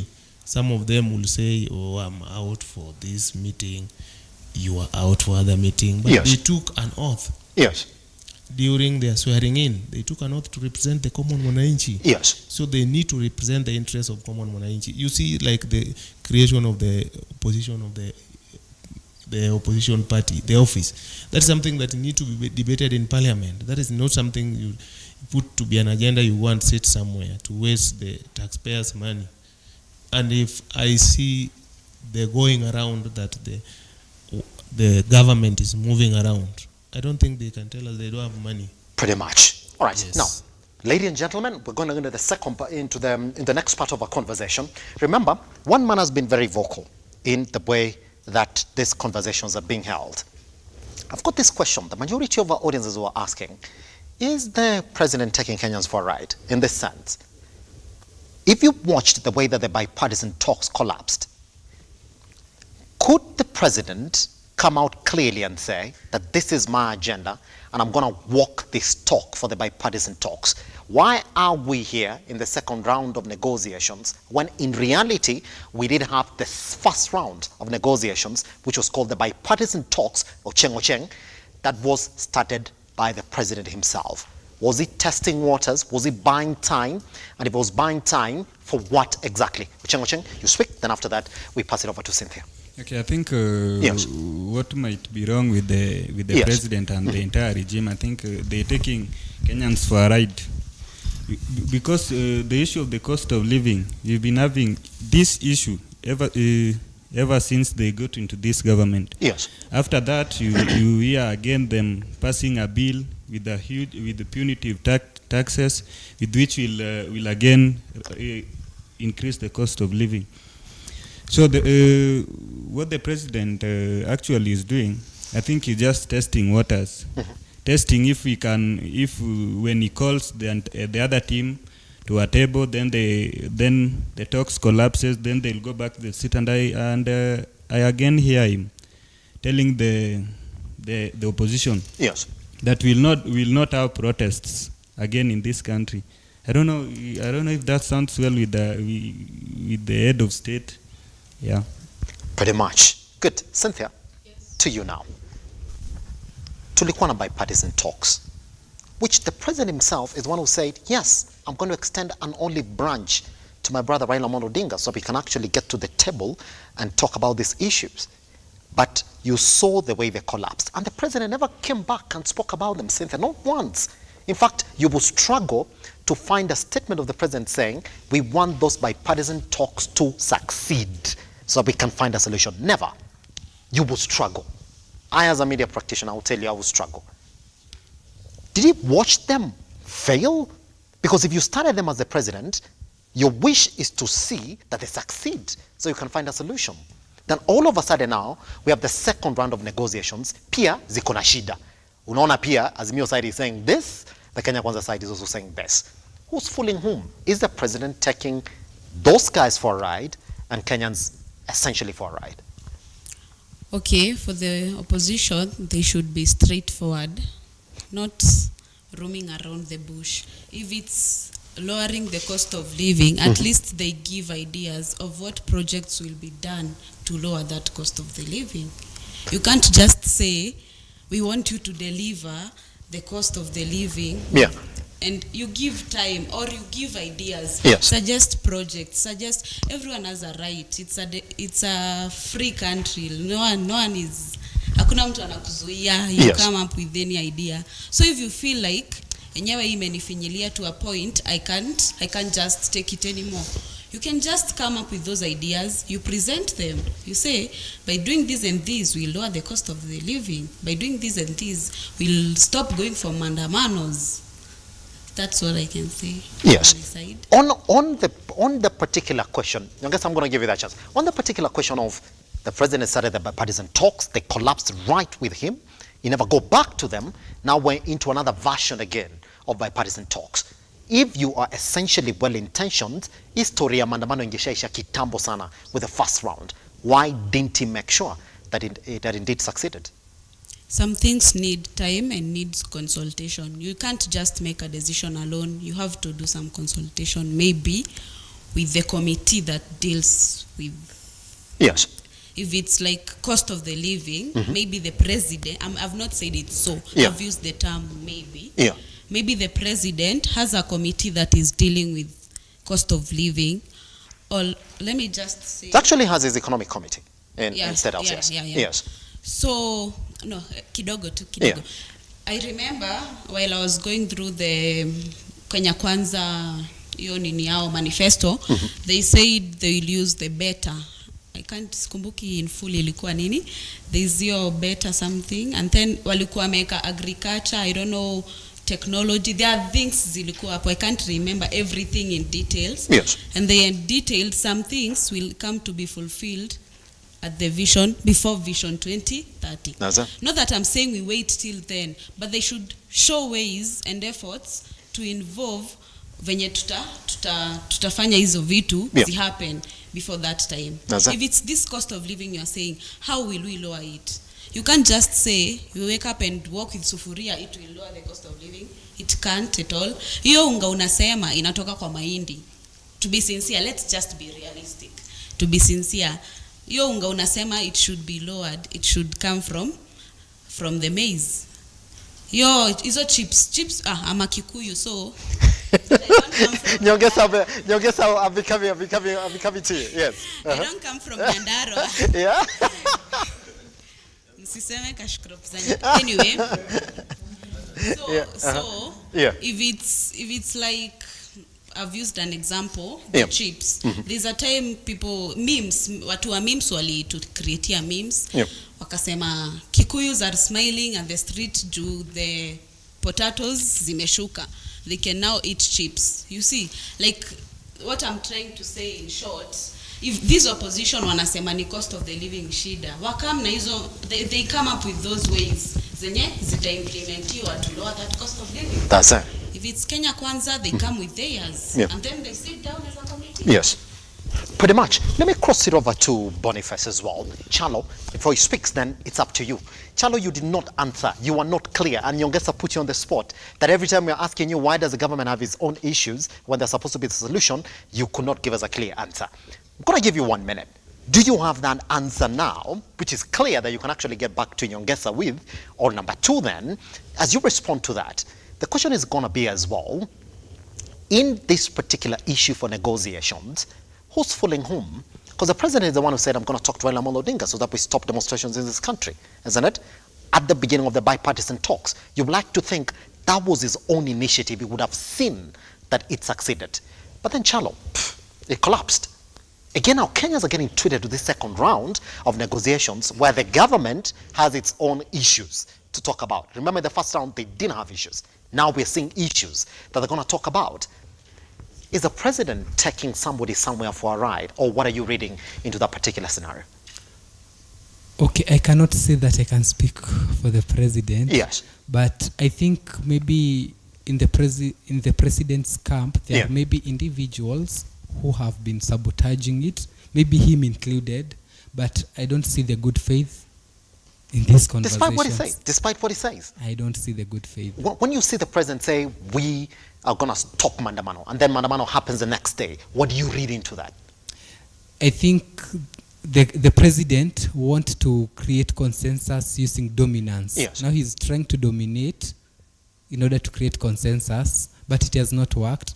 I think that is why right now maybe he thinks he has maybe revised his position and now wants the talks. But initially, I don't think the president in any way or those around him wanted the talks to succeed. Honestly, they never wanted them to succeed. Now, do you have an answer then to the first question that we asked? Or we're going to give it to Fred? Okay. I still hold the view firmly that for any two parties to have a conversation, you just don't go, then you listen to what the other person is telling you. What you do, you say, maybe this is what I'm thinking, I'm proposing this. What are you proposing? I want to also submit that. For instance, no, Machalo, you're coming from, I respect the point that you're coming from. You're coming from you being a peace ambassador. Yeah. These are two warring sides. But then, Chalo, government is not fighting anybody. They have no problem. In fact, they're saying we're going to implement our strategy. But somebody somewhere is saying, no, I've got a problem. So this problem that you have as a government, why are you coming with it to this table? Okay. Now we have members of parliament. Yes. Who, let's say, for any government legislation to go through, they need the 2/3, which they don't have those numbers. Whose problem is that? It's their problem. Whose problem is that? It's the government's problem. Yeah, so why are you giving the opposition your issue? I mean, there are ways that you're supposed to whip your parliament to make sure that you have this 2/3 gender rule, isn't it? Was an issue in the former government, is an issue still in this government. We are not yet there. But even before this, the president actually met his members of parliament to ask them, how do we achieve this? Even before the second round of negotiations in the bipartisan talks. Why is it appearing as a negotiation? Okay, how do you negotiate on the 2/3? Is it you go tell your members of parliament to vote on the 2/3? We're going to tell ours to vote on the 2/3 so that we give you something. Okay. Now, my main point is, I don't think the government has the 2/3 of members of parliament, like for them to pass any legislation. So they need the opposition to some extent. Does it? Yeah. And I think right now, the RUTO's government is realizing that the constitution is not working for us. Now they're maybe trying to come together with the opposition to see whether they can make some fundamental changes so that we can have at least a peaceful country, a country where we can do politics and also businesses can thrive, a country where we don't have to fight each and every day. Maybe they're trying to provide a solution. Fred, just before you speak, Boniface also going into it. You have 2 minutes to respond to these 2 questions here. That the president watched the first round of negotiations essentially fail. There was no effort essentially that we did see from him to make sure that these negotiations would succeed. And then in the second round as well, do you read that there are intentions from both sides to make sure that we have a solution? Because up to now, as we speak, we do not know the next 3 members that are going to be selected from the Kenya Council side. They have not selected those members. What we are being treated to right now is this theater of them saying that those particular points you're going to talk about, we do not agree to them. Boniface. All right, thank you very much. And again, I was intrigued by what Chalo raised about what Tony Blair talked about, campaigning in poetry and governing in prose. Yes. I would opine that actually you campaign in poetry and govern in poetry. And actually that is informed by a certain lecture I watched of Professor Githu Muigai saying that actually the Constitution is a piece of poetry, lots of it. It is emotional, it is thoughtful, and I think that is something that any government needs to entrench in its leadership. Being people who listen, people who understand what is happening on the ground, and that is entirely poetry. Yeah. Secondly, your question on why are we here again to the bipartisan talks. My perspective socially is that these attempts to have talks are institutionalizing a very intricate process. Because having these talks when the president and the opposition leader are not part of the talks, then it's part of dragging a log. You're just dragging something behind you, and I am even tempted to predict that even these talks that are being said, they will still fail. Because there is a perception of running away from reality that it is actually, essentially, 2 individuals who are warring. But kinda, it is being weaved into an issue that needs to go through a process that is in the institutions. We need to use our institutions. We need to make sure that it is inclusive entirely. If these talks do not involve the president and the opposition leader, these are talks which are going to flop many times, because these are political and perspective issues among two individuals. Yes. Who are running for president, one won, another lost. Yeah. So I think if we and the question you are raising is actually very important about the government is in 1 minute, Boniface. In 1 minute, the government is raising these issues to who? Yes. And I was thinking of this example. The background that we all have here is student leadership, and what I have experienced in conflict resolution is that there are two levels of conflict resolution. Yeah. One, there could be two warring sides which are both equally powered. All right? For example, if I have a conflict with Chalo, we are two individuals who seemingly are coming from independent grounds. That's it. If I'm the DO and you're coming to me to complain about something in your village, I cannot bring something to you about my village because I'm the DO. that turns from becoming a conflict to advocacy. It's advocacy. When you're advocating for something somewhere, you're not equal to that person. So you don't have a level playing ground. What I'm saying, I'm oppressed by you. Yes. I need you to do 1, 2, 3 for me. I am suffering. So if now you bring me, you are suffering. How am I supposed to bring you suffering? And that's poetry. It's poetry that we need to entrench in our politics. Yes. Such that you take responsibility. Yes. And try to make it. People need to feel that you are responsible. You're taking role. You are there. Yes. You're feeling them. Yes. That's very important for any government. That's it. And that's pretty poetry. much. Pretty much. But can you pass over the microphone to Nyongesa, just right behind you? And Fred, it's your time now. I don't know whether you have an answer to I'm a few figure caller. We have actually 2 minutes, so I want you to respond to the first question I'm going to ask you to still have an answer on why you think the government. You see what Boniface is telling you. Where's the letter issues of village you? Can we start like that and then ask the question? Do you feel that the president? Do you feel like the president knew very well from the get-go that the bipartisan talks were nowhere going to give us a solution? Just 2 minutes before I give it to Nyongesa. I'll rebuttal first what my friend Boniface said. And if the two DO, they were contesting for the position in the same village, and one lost, and the one who won understand well how the village operates because he is in charge. Yes. And the one who lost is inside the village complaining about who is supposed to give the direction. The one who understands it. Who's got the power? Yeah, who has the power. That's why Kenya Kwanza came with their own issues, because they are in charge of the nation and they know what is happening and they have their plan.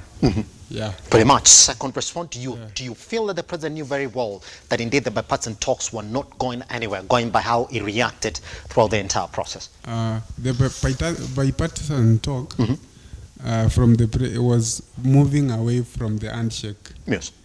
And it was a way to solve issues, and it was suggested by the other side. Yes. So that they solve the issue outside, and then they bring it to pass through the legal procedure. And the other side boycotted. So it is not the issue of the president. It is the issue of the other side who boycotted. Pretty much. I can see Cynthia saying yes. Nyongesa, please, you have 2 minutes as well, so that we can see whether we can squeeze Caleb in it. So be clear. Two issues here. Just before you respond to Cynthia, I know you do have that particular response, and to Fred as well. Do you feel that the president knew very well that the bipartisan talks were not going to offer a solution? That's why in this second round of negotiations. And do you feel that finally now, indeed, we're going to get a solution despite the communique that we're getting from both sides currently? Thank you, Simba, for giving me this chance to respond to these issues. First of all, I was a bit lenient to attack my sister Cynthia, but I think she has forced me not to rebuttal her. You know, she's the only lady in this Cynthia, room. get ready. So kindly, Cynthia, get ready. Yes. This is my point. Cynthia said very clear. First of all, let me respond to you before I respond to the team. I think the president is just buying time. There's nothing else. The president is buying time. These things should have been solved long time ago. Alisema vizuri kwa Kiswahili, nikiweka Biblia chini, mambo itanyoroka. Hakuna mambo inanyoroka. Inaturamba yani, yeah? So this is the take. Cynthia said that if you have the ideas to lower the cost of living, let us bring these ideas on the table. Why should we bring the ideas on the table and we are not running this government? We have very unique ways on solving this issue of the cost of living. So kindly, Cynthia, I urge you with your people, kindly get away from the government, give us a chance to work on these deliverables. No, let me finish my point. Let him clear. You're going to have 45 seconds. Exactly. Yes. Then I will go back to the Emeritus SG Boniface. Yes. Mwema. Yes. This is what they discussed with the Emeritus president here when they were coming here. That number one, politics and economy, they go hand in hand. I'm wondering, Boniface is saying that he's participating in national building. I wonder which national building, and when we have political instability in this country. Number two, yes, we are saying respect the political parties' law. This is what is happening. And let us be factual. Let us say the truth, right? You have seen what has happened in this government. All our MPs, including my own MP, Jalango, he left azimio and went to the other side. Babu Wino has been here for the longest time, but he has been working for his people, his constituency people, but he has never gone to the State House. Am I lying, my colleagues? Yeah, that is the truth of the story. Yeah, and I think, going to the State House, they should, you have to say... Let him clear his minute. Caleb, you have a minute as well. You know, Fred said, Fred said, like, declare a position. See, they declare the position, and we already know that. Politicians of this country, they never learn a lesson. My former MP in Kandui constituency, he tried to fight Wetangula, and that is Wamnyinyi. He got a lesson from the people. These guys who were elected by the people to go and represent the people in the government, and they are not doing the right thing, we are waiting for them 2027. The president has expressed dissatisfaction by the PS and the CS that they are doing something that they don't know. The president said that, how comes that I give you a position and you have little knowledge on what I've given you to do? That means that already there's a problem in that government. And Simba, let me use a very simple example, and let me ask you this question, Simba. Yes. Right now, we have experienced in this house today morning lateness. So if you want to solve this issue of lateness, also Simba, let's take for instance, you're also coming late for this show, right? But my two colleagues here, or three, they came early in this show. Then you are now telling me, my panelist and Simba, now let's talk about solving this problem of lateness. You're also coming late. Who is supposed to solve the issue of lateness, first of all? Let's be a realistic, Fred. Is it Simba who is coming late in the show, or us? Who is supposed to solve this problem? Fred, I knew Fred would. Yeah, Fred would go. Yeah. Then my friend, yes. As I'm finishing. Yes, in 45 seconds, yes. Yeah, Fred said that yes, we are buying into the idea of BBI, which means the government is using the azimio ideas. Why are they coming to the prime minister position? Which means that they know that our ideas are actual. Then I'm a member of ICJLR. That is why I call myself a peace ambassador. Yes. And ICJLR, it means International Conference on the Great Lakes Region. We have handled this issue of mediation and everything. Yes. We have to make sure that we hear what our side is saying and this other side is saying for us to solve a conflict. This bipartisan talk, if we had the first bipartisan talk and did work, which means that the second will not work. That is definitely. Yes. I think that's my submission. Thank you. That's it. Caleb, take the mic. Actually, you have 15 seconds, but my director is killing me. Just 15 seconds. Do you think these bipartisan talks are going to work? 15 seconds, Caleb, please, if you can. The bipartisan talks will not work. Yes. Absolutely. Because number one, these guys have predetermined mind that is already set that what His Excellency Raila wants is a nusu mkate, which is not true. Yes. And I wanted to tell my sister over there 5 seconds, yes, in 1 second that in as much as you know you are right, yes, you must remember your responsibilities. That's it. All right, 5 seconds, Cynthia. Once you speak, I won't speak. We'll be getting out of the studio. Please, 5 seconds. So my director can even start running the bumper as you clear. Just 5 seconds. Could you 5 seconds to respond to Caleb and Nyongesa? Okay, I want to respond to Nyongesa. Yes. Concerning the issue amesema I don't know 2027 State House. Hakuna mtu amemzuia vai 2027 area yao. Personally I'll be vying Kirinyaga women rep. Tupatane mbele. Habari ndio hiyo. You know it is, yeah? That's it. And another thing, let me finish. Another thing, if they feel like I don't know 5 seconds. I don't know the other mbona walichagua the Madakarua from Mount Kenya region, and yet they are saying they don't need people from the other side. That's it. Guys, we're going to clear it up. Bonnie, my director is going to kick me out of the studio, please. I wish I had that time. Guess what? Utakuwa mwenyeji. We'll call you back again. Trust me. Utakuwa mwenyeji. Naona vile Fred amekuwa mwenyeji, eh? Hata si lazima apatiane jibu. Once we come back, let's move away from politics of the country and talk about matters health. How can you then keep on checking your weight once we come back?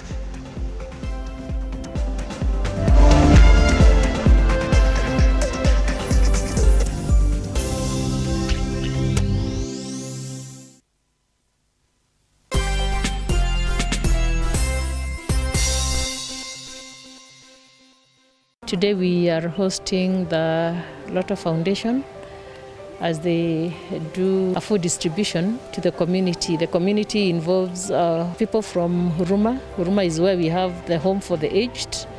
So quite a population from the home are getting